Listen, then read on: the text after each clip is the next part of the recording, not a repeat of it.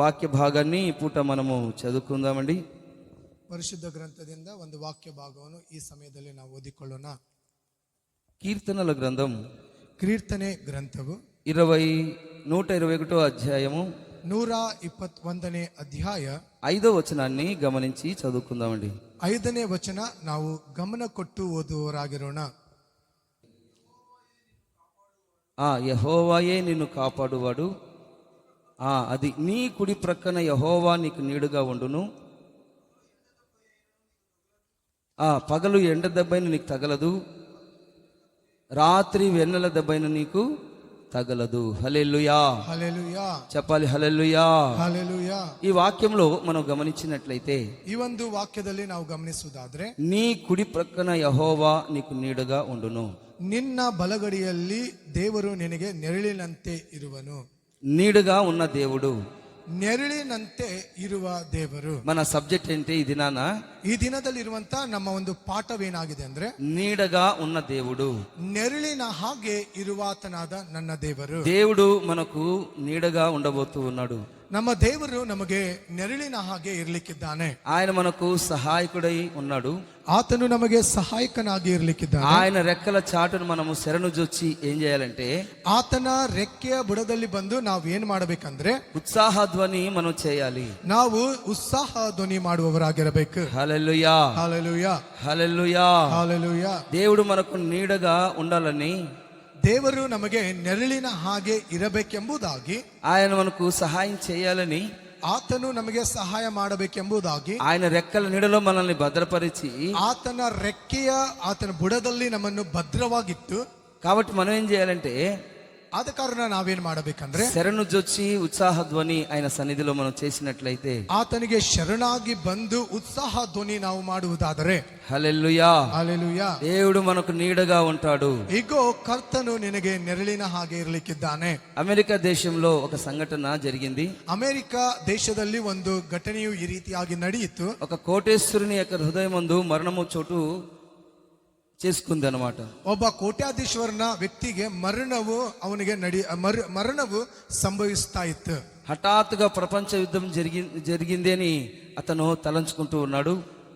ಅಕಸ್ಮಾತ್ ಆಗಿ ಪ್ರಪಂಚದಲ್ಲಿ ಒಂದು ಯುದ್ಧವು ಪ್ರಾರಂಭವಾಗಿದೆ ಎಂಬುದಾಗಿ ಅವನು ನೆನಪು ಮಾಡಿಕೊಳ್ತಾ ಇದ್ದಾನೆ. ఆ యుద్ధం ప్రారంభించబడింది. ಆ ಒಂದು ಯುದ್ಧವು ಈಗಾಗಲೇ ಪ್ರಾರಂಭಿಸಲ್ಪಟ್ಟಿತ್ತು. తానున్న యొక్క పట్టణం మీద అణుబాంబులు వేయబడుతూ ఉన్నవి.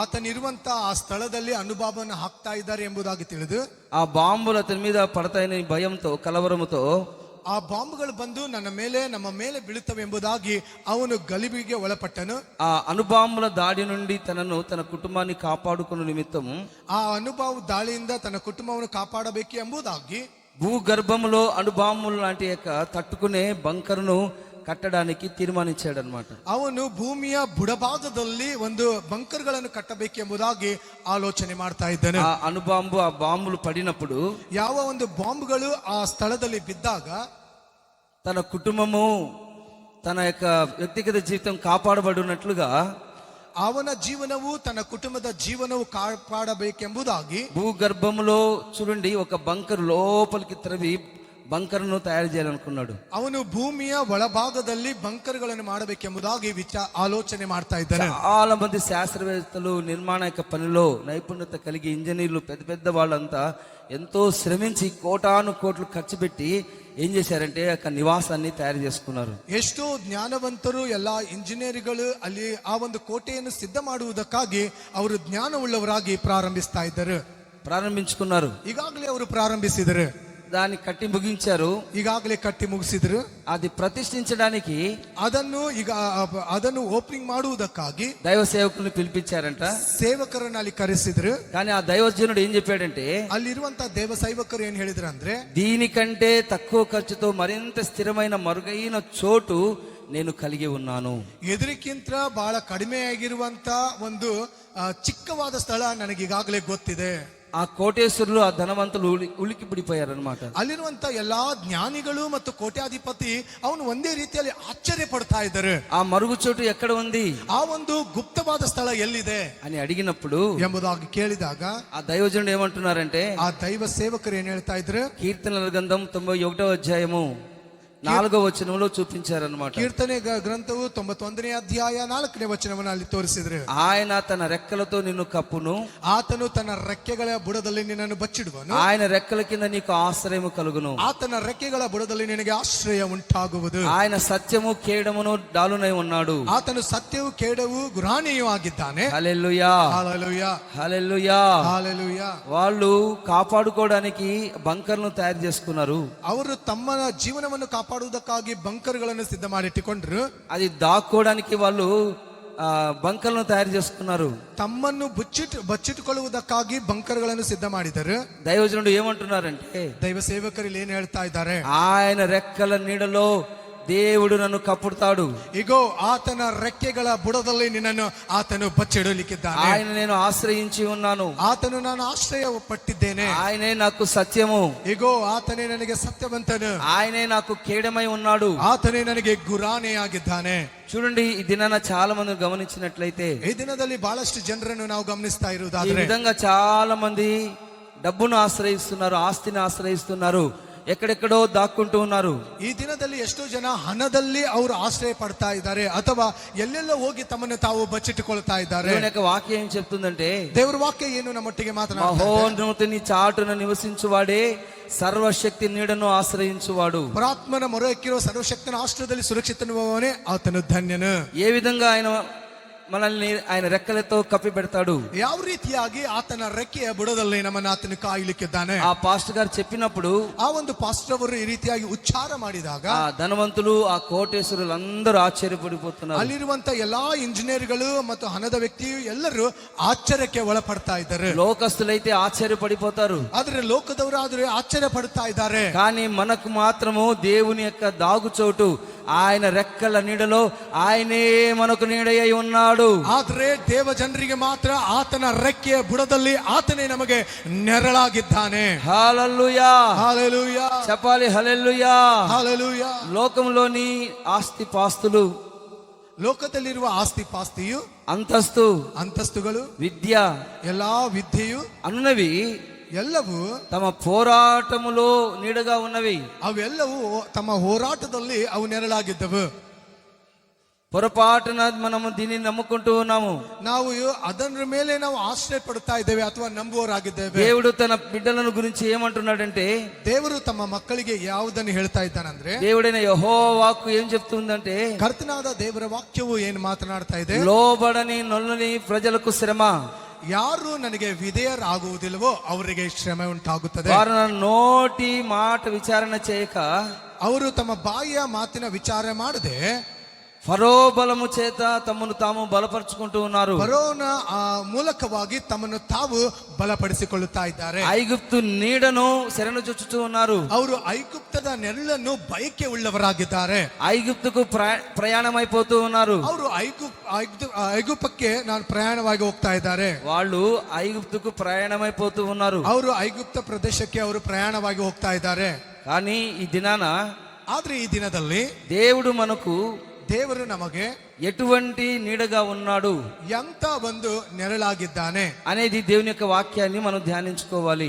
ಎಂಬುದನ್ನು ದೇವರ ವಾಕ್ಯವನ್ನು ನಾವು ಈ ದಿನದಲ್ಲಿ ನೆನಪು ಮಾಡಿಕೊಳ್ಳೋಣ. దేవుడు మనకు ఎలాంటి నీడగా ఉన్నాడు, ದೇವರು ನಮಗೆ ಎಂತ ನೆರಳಾಗಿದ್ದಾನೆ. హల్లెలూయా, హల్లెలూయా. దేవుని యొక్క వాక్యం ద్వారా మనం ధ్యానించుకోవాలి. ದೇವರ ವಾಕ್ಯದ ಮೂಲಕವಾಗಿ ನಾವು ನೆನಪು ಮಾಡಿಕೊಳ್ಳಬೇಕು. మొట్టమొదటిగా మనం గమనించినట్లయితే, ಮೊದಲನೇದಾಗಿ ನಾವು ನೆನಪು ಮಾಡಿಕೊಳ್ಳುವುದಾದ್ರೆ, ದೇವರು గొప్ప బండ నీడవలే ఉన్నాడు. ಆತನು ದೊಡ್ಡ ಬಂಡೆಯ ನೆರಳಿನ ಹಾಗಿದ್ದಾನೆ. దేవుని యొక్క వాక్యంలో మనం గమనించినట్లయితే, ದೇವರ ವಾಕ್ಯದಲ್ಲಿ ನಾವು ಗಮನಿಸುವುದಾದ್ರೆ, యెషయా గ్రంథం ಯೆಶಾಯ ಗ್ರಂಥವು 32వ అధ్యాయము 32ನೇ ಅಧ್ಯಾಯ 2వ వచనాన్ని గమనించి చదువుకుందామండి. ನಾವು 2ನೇ ವಚನ ಗಮನಿಸಿ ಓದಿಕೊಳ್ಳೋಣ.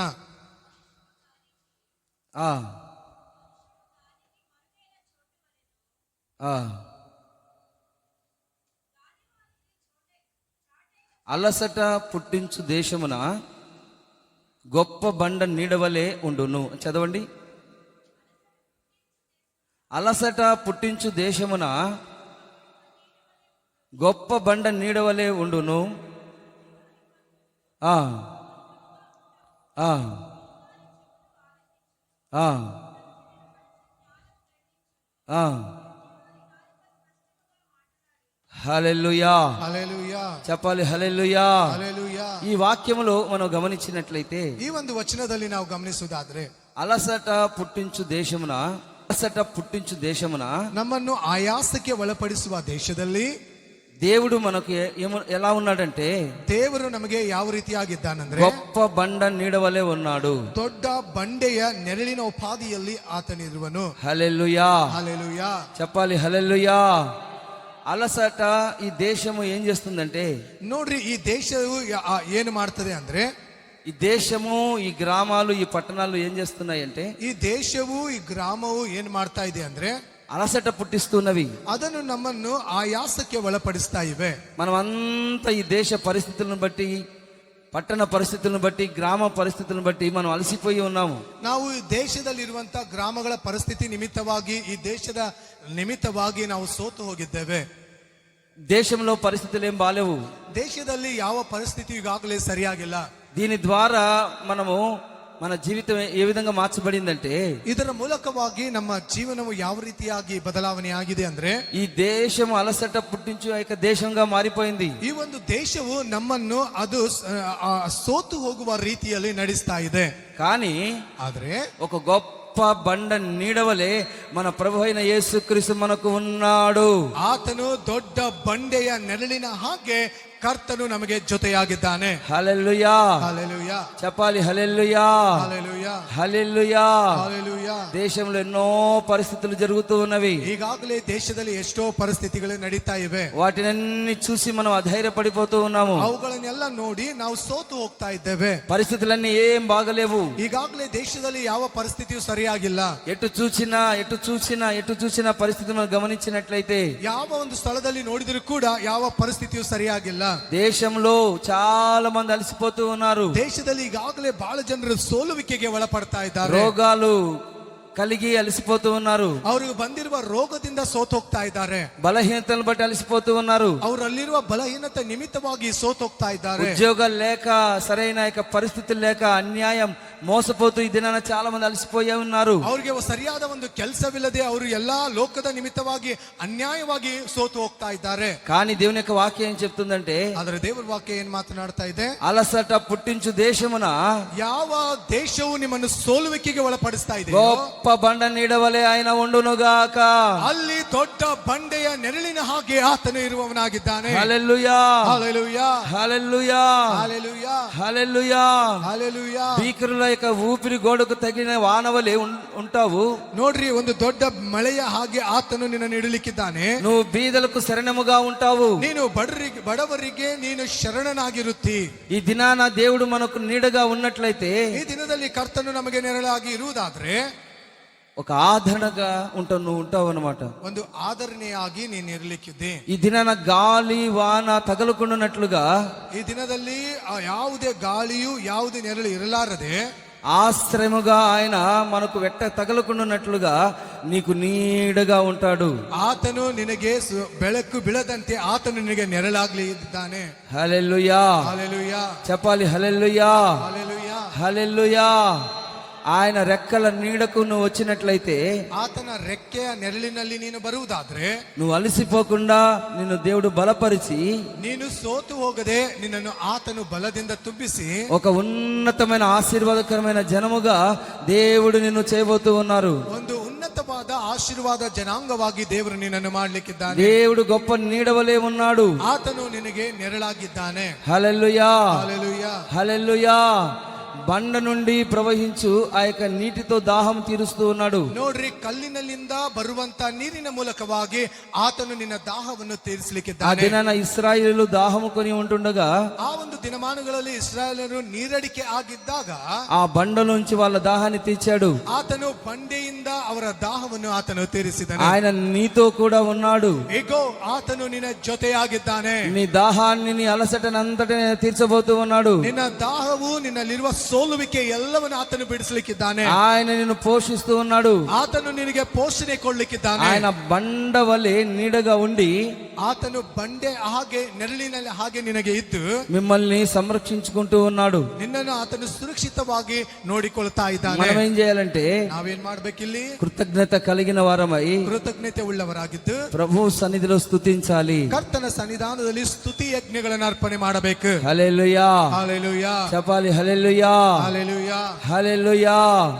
దేవుడు మనకు గొప్ప బండ నీడవలే ఉన్నాడు. ಕರ್ತನು ದೊಡ್ಡ ಬಂಡೆಯ ನೆರಳಿನ ಹಾಗೆ ಇದ್ದಾನೆ. కాబట్టి దానిని బట్టి మనం ఏం చేయాలంటే ಅದರ ಮೂಲಕವಾಗಿ ನಾವೇನ್ ಮಾಡಬೇಕು? కృతజ్ఞత హృదయం మనం కలిగి ఉండాలి. ನಾವು ಕೃತಜ್ಞತೆ ಸಲ್ಲಿಸುವ ಹೃದಯ ನಮ್ಮಲ್ಲಿರಬೇಕಾಗಿದೆ. దేశంలో ఎంతో మందికి మనం గమనించినట్లయితే ದೇಶದಲ್ಲಿ ಎಷ್ಟೋ ಜನರಿಗೆ ನಾವು ಗಮನಿಸ್ತಾ ಇರುವುದಾದ್ರೆ ఆశ్రయం లేదు, ಯಾವ ಆಶ್ರಯವಿಲ್ಲ, సంరక్షణ లేదు, ಅವ್ರಿಗೆ ಯಾವುದೇ ಸಂರಕ್ಷಣೆ ಇಲ್ಲ, నెమ్మది లేదు, సమాధానం లేదు. ಅವ್ರಿಗೆ ಸಮಾಧಾನ ನೆಮ್ಮದಿಯೂ ಅವ್ರಿಗಿಲ್ಲ. కానీ ఈ దినాన దేవుడు నీకు తోడై ఉన్నాడండి. ಈಗೋ ಈ ದಿನದಲ್ಲಿ ಕರ್ತನು ನಿನಗೆ ಜೊತೆಯಾಗಿದ್ದಾನೆ. కాబట్టి మనం ఏం చేయాలి? ನಾವೇನ್ ಮಾಡಬೇಕಾಗಿದೆ? ఇంత గొప్ప దేవుడు మనకు ఉండగా, ಇಷ್ಟು ದೊಡ್ಡ ದೇವರು ನಮಗಿದ್ದಾಗ ప్రతి దానిని బట్టి మనం కృతజ్ఞతాస్తుతులు చెల్లించాలి. ಎಲ್ಲಾ ವಿಷಯಗಳಲ್ಲಿ ನಾವು ಕೃತಜ್ಞತೆಗಳನ್ನು ಸಲ್ಲಿಸುವವರಾಗಿರಬೇಕು. హల్లెలూయా, హల్లెలూయా, చెప్పాలి హల్లెలూయా. క్రీస్తు అనే బండ మీకు నీడగా ఉన్నట్లయితే ಕ್ರಿಸ್ತನು ಎಂಬ ಬಂಡೆಯು ನಿನಗೆ ನೆರಳಾಗಿರುವುದಾದ್ರೆ ఆయన సంరక్షకుడుగా ఉంటాడు. ಆತನು ನಿನಗೆ ಸುರಕ್ಷತೆಯನ್ನು ಕೊಡುವಾತನಾಗಿದ್ದಾನೆ. కలవరం చెందాల్సిన అవసరం లేదు. ನೀನು ಗಲಿಬಿಲಿಗೆ ಪಡಬೇಕಾದ ಅವಶ್ಯಕತೆ ನಿನಗಿಲ್ಲ. చూడండి, చిన్న కుందేలు ఏం చేస్తుందంటే ಒಂದು ಸಣ್ಣ ಮರಿ ಏನ್ ಮಾಡ್ತದಂದ್ರೆ, మిక్కిలి జ్ఞానము కలిగిన యొక్క కుందేలు ನೋಡ್ರಿ, ಜ್ಞಾನವುಳ್ಳ ಅಂತ ಒಂದು ಮೊಲವು తన నివాసాన్ని బండ సందుల్లో ఏర్పరచుకుంటుంది. ಅದು ತನ್ನ ಮನೆಯನ್ನು ಬಂಡೆಯ ಸಂದಿಯಲ್ಲಿ ಅದು ಸಿದ್ಧ ಮಾಡುತ್ತದೆ. అందులోనికి వెళ్ళి ಅದ್ರ ಒಳಗಡೆ ಹೋಗಿ ఈ యొక్క కుక్కలు నక్కలు ఆ లోపలికి వెళ్ళడానికి సాధ్యపడదన్నమాట. ಯಾವುದೇ ಒಂದು ನಾಯಿ ಆಗ್ಲಿ ನರಿ ಆಗ್ಲಿ ಆ ಒಂದು ಸಂದೆ ಒಳಗೆ ಹೋಗುವುದಕ್ಕೆ ಆಗುವುದಿಲ್ಲ. గద్దలు గాని పక్షులు గాని సైతం హాని చేయజాలవు. ನೋಡ್ರಿ, ಯಾವುದೇ ಹದ್ದಾಗ್ಲಿ ಪಕ್ಷಿಗಳಾಗ್ಲಿ ಆ ಒಂದು ಪ್ರಾಣಿಗೆ ಹಾನಿ ಮಾಡುವುದೇ ಇಲ್ಲ. ఆ చిన్న కుందేలు ಆ ಒಂದು ಚಿಕ್ಕ ನರಿ ಒಂದು ಚಿಕ್ಕ ಮೊಲವು ఆ బండ సందుల్లో వెళ్ళి సురక్షితంగా ఉంటుంది. ಆ ಬಂಡೆಯ ಬುಡಭಾಗದಲ್ಲಿ ಹೋಗಿ ಸುರಕ್ಷಿತವಾಗಿರುತ್ತದೆ. మిక్కిలి జ్ఞానం కలిగిన కుందేలది. ಅದು ಬಹಳ ಜ್ಞಾನವುಳ್ಳ ಒಂದು ಮರಿಯಾಗಿದೆ. కాబట్టి మనం ఎంత జ్ఞానం కలిగి ఉండాలి? ಯಾವ ರೀತಿ ನಾವು ಜ್ಞಾನವುಳ್ಳವರಾಗಿರಬೇಕು? దేవుని రెక్కల నీడలో మనం దాగి ఉండాలి. ನಾವು ಕರ್ತನ ನೆರಳಿನ ಬುಡದಲ್ಲಿ ನಾವು ಬಚ್ಚಿಡಲ್ಪಡಬೇಕಾಗಿದೆ. హల్లెలూయా, ಹಲ್ಲೆಲೂಯಾ. ఆయన రెక్కల నీడలో నువ్వు దాగి ఉండాలి. ಆತನ ರೆಕ್ಕೆ ಬುಡದಲ್ಲಿ ನೀನು ಬಚ್ಚಿಟ್ಕೊಂಡಿರಬೇಕಾಗಿದೆ. ఎలాంటి శత్రు నీ మీదికి రాడు. ಯಾವ ಶತ್ರುವಿನ ಭಯ ನಿನ್ನ ಮೇಲೆ ಬರುವುದಿಲ್ಲ.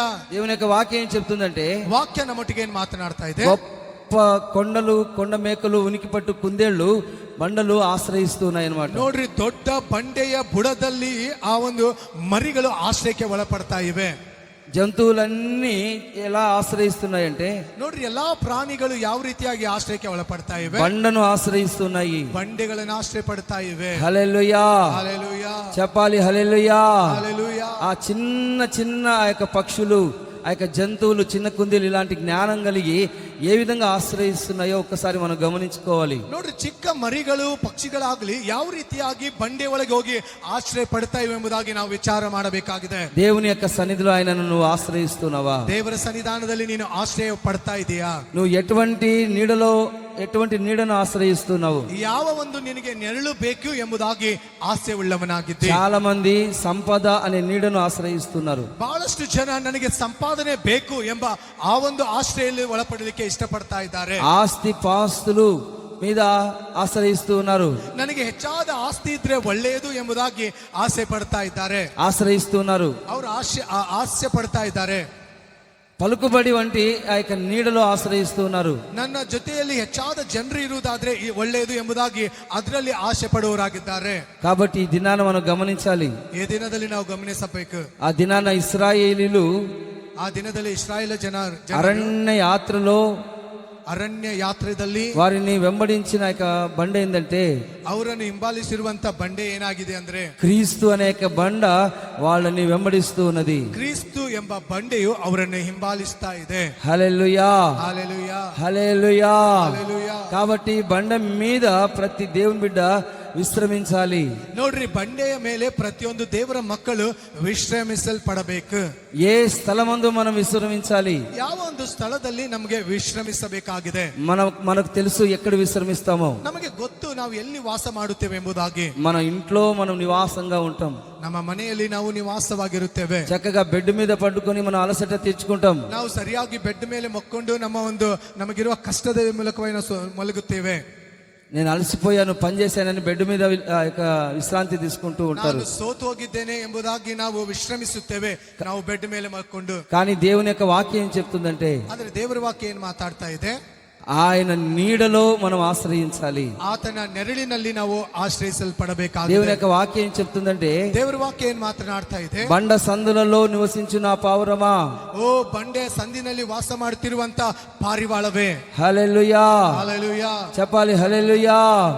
బండ సందులలో యొక్క పావురం ఏం చేస్తుందంటే, ನೋಡ್ರಿ, ಪಾರಿವಾಳವು ಬಂಡೆಯ ಸಂದಿಯಲ್ಲಿ ಏನ್ ಮಾಡ್ತಾ ಇದೆ ಅಂದ್ರೆ ఆశ్రయిస్తుంది. ಅದು ಆಶ್ರಯ ಪಡುತ್ತಾ ಇದೆ. అదే విధంగా ಅದೇ ರೀತಿಯಲ್ಲಿ మనం పంచ గాయములలో దేవుడు మనల్ని మరుగు చేయనట్లుగా ఆయన గాయాలలో ఆయన సిలువను మనం ఆశ్రయించాలి. ನೋಡ್ರಿ, ಆತನು ಪಟ್ಟಿರುವಂತ ಪಂಚ ಗಾಯಗಳಲ್ಲಿ ನಾವು ಆಶ್ರಯ ಪಡಬೇಕಾಗಿದೆ. క్రీస్తు సిలువను మనం ఆశ్రయించాలి. ಕರ್ತನ ಶಿಲುಬೆಯ ನೆರಳಲ್ಲಿ ನಾವು ಆಶ್ರಯ ಪಡಬೇಕಾಗಿದೆ. హల్లెలూయా. హల్లెలూయా. సిలువ నీడలో ఎల్లప్పుడూ మనం ఆశ్రయించాలి. ಕರ್ತನ ಶಿಲುಬೆಯಲ್ಲಿ ನಾವು ಆಶ್ರಯ ಪಡಬೇಕಾಗಿದೆ. అప్పుడు మన ఆత్మకు విశ్రాంతి కలుగుతుంది. ಅವಾಗ ನಮಗ ಒಂದು ವಿಶ್ರಾಂತಿ ಸಿಗುತ್ತದೆ. ఎప్పుడు చూసినా ఇంట్లో పండుకోవడం, బెడ్ మీద పండుకోవడం, అలసట తీసి ఫ్యాన్ వేసుకొని పండుకోవడం, ఇదే మనకు తెలుసు. ಯಾವಾಗ ನೋಡುವುದಾದ್ರೂ ಮನೆಯಲ್ಲಿ ಮಲಗುವುದು, ಫ್ಯಾನ್ ಹಾಕೊಂಡು ಮಲಗುವುದು, ಬೆಡ್ ಮೇಲೆ ಮಲಗುವುದು, ಇದೇ ನಮಗೆ ಗೊತ್ತಾಗಿದೆ. ఏసీలో ఉండడం మనకు తెలుసు. ನಮಗೆ ಎಸಿಯಲ್ಲಿ ಇರುವುದೇ ಮಾತ್ರ ಗೊತ್ತಾಗಿದೆ. అలసట ఎలా తీర్చుకోవాలో మనకు తెలుసు. ನಾನು ಸೋತೋಗಿದ್ದೇನೆ, ಯಾವ ರೀತಿ ಬಲ ತುಂಬಿಕೊಳ್ಳಬೇಕೆಂಬುದು ನಮಗೆ ಗೊತ್ತಿದೆ. కానీ యేసయ్య సిలువ చెంత చేరి ఆయనను ఆశ్రయించడం ఇది మనం నేర్చుకోవాలి. ಯೇಸುವಿನ ಶಿಲುಬೆಯಲ್ಲಿ ಇದ್ದುಕೊಂಡು ಆತನಲ್ಲಿ ಆಶ್ರಯಿಸಿಕೊಳ್ಳ ಕಲಿತುಕೊಳ್ಳಬೇಕಾಗಿದೆ. ఒకసారి ఏం జరిగిందంటే, ಒಂದು ಸತ ಏನ್ ನಡೀತು ಅಂದ್ರೆ, ఒక సువార్థికుడు బయలుదేరి కొండ ప్రాంతంలో సేవ ముగించుకొని బయలుదేరి వస్తున్నాడు. ಬೆಟ್ಟದ ಪ್ರಾಂತ್ಯದಲ್ಲಿ ಒಬ್ಬ ಸೇವಕರು ತಮ್ಮ ಸೇವೆಯನ್ನು ಮುಗಿಸಿಕೊಂಡು ಅವರು ಬರ್ತಾ ಇದ್ರು. ఒక దట్టమైన అడవి అది.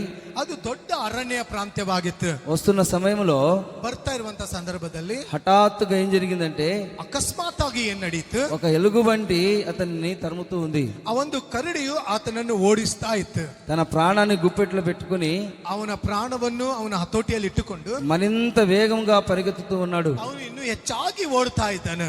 ఎలుగుబంటి వెంటాడుతుంది. ಅವನಿಗೆ ಆ ಒಂದು ಕರಡಿಯು ಅವನನ್ನು ಓಡಿಸ್ತಾ ಬರ್ತಾ ಇತ್ತು. కానీ ఇక తప్పించుకునే పరిస్థితి లేక ಇನ್ನೇನು ನನ್ನ ತಪ್ಪಿಸಿಕೊಳ್ಳುವುದಕ್ಕೆ ಆಗುವುದಿಲ್ಲ ಎಂಬುದಾಗಿ ತಿಳಿದು అని గ్రహించుకొని ಅವನು ತಿಳಿದುಕೊಂಡು సువార్థికుడు ఏం చేశాడంటే, ಆವ ಸೇವಕರು ಏನ್ ಮಾಡ್ತಾ ಇದ್ದಾರೆ? అక్కడ ఒక బండ సందు కనబడింది. ಅಲ್ಲಿರುವ ಒಂದು ಬಂಡೆಯ ಸಂದೆ ಕಂಡು తన కంటబడిన బండ సందులోనికి అతను జొరబడ్డాడు. ಆತನಿಗೆ ಕಂಡಿರುವಂತ ಆ ಬಂಡೆಯ ಸಂದೆಯಲ್ಲಿ ಅವನು ಹೋಗಿಬಿಟ್ಟನು. ఆ ఎలుగుబంటి ఏం చేసిందంటే, ಆ ಕರಡಿ ಏನ್ ಮಾಡಿತು? లోపలికి ఇక రాలేకపోయింది. ಒಳಗಡೆ ಬರ್ಲಿಕ್ಕಾಗಲಿಲ್ಲ. ఆ బండకు ఢీకొని, ಆ ಬಂಡೆಗೆ ಅದನ್ನು ಜಜ್ಜಿಕೊಂಡು, ఆ తల ఢీకొని అరిచి వెళ్ళిపోయింది అనమాట. ನೋಡ್ರಿ, ಆ ಬಂಡೆಗೆ ತನ್ನ ತಲೆಯನ್ನು ಜಜ್ಜಿ ಅದು ತಿರುಗಿ ಹೊರಟು ಹೋಗ್ಬಿಡುತ್ತೆ. ఆ సువార్థికుడు ఆనందానికి అవధులు లేవన్నమాట. ಆ ಒಂದು ಸೇವಕರಿಗೆ ಆನಂದ ಪಡುವಷ್ಟು ಎಷ್ಟೋ ಉಲ್ಲಾಸವುಳ್ಳವನಾಗಿದ್ದಾನೆ. ఆ బండలోని యొక్క సందు, ಆ ಬಂಡೆಯಲ್ಲಿರುವಂತ ಆ ಸಂಧಿಯು అతను ఏమని గ్రహించాడంటే, ಏನೆಂಬುದಾಗಿ ಅರ್ಥ ಮಾಡಿಕೊಂಡನಂದ್ರೆ, క్రీస్తు గాయముల వలన కలిగినది ఆ సందు అని అతను గ్రహించి, ಇದು ಕ್ರಿಸ್ತನ ಗಾಯ ಮೂಲಕವಾಗಿ ಉಂಟಾಗಿರುವ ಸಂಧಿ ಎಂಬುದಾಗಿ ತಿಳಿದುಕೊಂಡು, నేను ఆయన బండ సందులో ఉన్నాను కాబట్టి ಆತನ ಬಂಡೆಯ ಸಂಧಿಯಲ್ಲಿ ನಾನಿದ್ದೇನೆ ಎಂಬುದಾಗಿ ತಿಳಿದು, పంచ గాయములను పొందిన యేసు నాకు తోడుగా ఉన్నాడు కాబట్టి, ಪಂಚ ಗಾಯಗಳು ಹೊಂದಿರುವಂತ ಯೇಸು ನನಗೆ ಜೊತೆಯಾಗಿದ್ದಾನೆ ಎಂಬುದಾಗಿ ತಿಳಿದು అని కృతజ్ఞతాస్తుతులు చెల్లిస్తూ, ಅವನು ಕೃತಜ್ಞತಾ ಸ್ತುತಿಗಳನ್ನು ಅರ್ಪಣೆ ಮಾಡುತ್ತಾ, కాబట్టి ఈ దినాన్ని మనం గమనించినట్లయితే, ಈ ದಿನದಲ್ಲಿ ನಾವು ಗಮನಿಸುವುದಾದ್ರೆ భక్తుల మీద ఆయన ఉన్నాడు. ಎಲ್ಲಾ ಭಕ್ತರ ಮೇಲೆ ಆತನ ನೆರಳು ಇದೆ. హల్లెలూయా. హల్లెలూయా. ప్రతి ఒక్క విశ్వాసి పట్ల ఆయన తోడుగా ఉన్నాడు. ಪ್ರತಿಯೊಬ್ಬ ವಿಶ್ವಾಸಿ ಜೊತೆ ಕರ್ತನಿದ್ದಾನೆ. నీకు శ్రమ వచ్చినప్పుడు, శోధన వచ్చినప్పుడు, ನಿನಗೆ ಶ್ರಮೆ ಬಂತ, ನಿನಗೆ ಶೋಧನೆ ಬಂತ, నీకు ఏదన్నా బాధ వచ్చినప్పుడు, ನಿನಗೆ ಏನಾದರೂ ದುಃಖ ಬಂದಿದೆಯಾ? మీకు వ్యసనములు ఉన్నప్పుడు, ನೀನು ಸೋತು ಹೋಗಿ ದುಃಖದಲ್ಲಿ ಇರುವಾಗ, జయించలేని యొక్క స్థితిలో ఉన్నప్పుడు, ಇನ್ನು ನಾನು ಜಯಕ್ಕೆ ಹೋಗುವುದಿಲ್ಲ ಎಂಬುದಾಗಿ ತಿಳಿದುಕೊಂಡಾಗ, ఆయన చెంతకు చేరి ಆತನ ಸಮೀಪಕ್ಕೆ ಬಂದಾಗ, ఆయన గాయాలలో యొక్క స్వస్థతను మనం పొందుకొనుచు, ಆತನ ಗಾಯಗಳ ಮೂಲಕವಾಗಿ ಸ್ವಸ್ಥತೆಯನ್ನು ಹೊಂದಿಕೊಳ್ಳುತ್ತಾ, సిలువ ఆ యొక్క సన్నిధిలో మనం చేరి ಆತನ ಶಿಲುಬೆ ಹತ್ರ ಹೋಗಿ ನಾವು ಸೇರಿಕೊಂಡು ఆయనను మనం ఆశ్రయించాలి. ಆತನನ್ನು ನಾವು ಆಶ್ರಯ ಪಡಬೇಕಾಗಿದೆ. నీవే నాకు సహాయకుడవు, ಅಯ್ಯೋ ಕರ್ತನೇ, ನೀನೇ ನನಗೆ ಸಹಾಯಕನಾಗಿದ್ದೆ. నీ రెక్కల చాటున శరణుజొచ్చి ఉత్సాహ ధ్వని చేస్తూ ఉన్నాను. ಅಯ್ಯೋ ನಿನ್ನ ರೆಕ್ಕೆಯ ಬುಡದಲ್ಲಿ ಬಂದು ನಾನು ಉತ್ಸಾಹ ಧ್ವನಿ ಮಾಡ್ತಾ ಇದ್ದೇನೆ. హల్లెలూయా, హల్లెలూయా, చెప్పాలి హల్లెలూయా, హల్లెలూయా, హల్లెలూయా.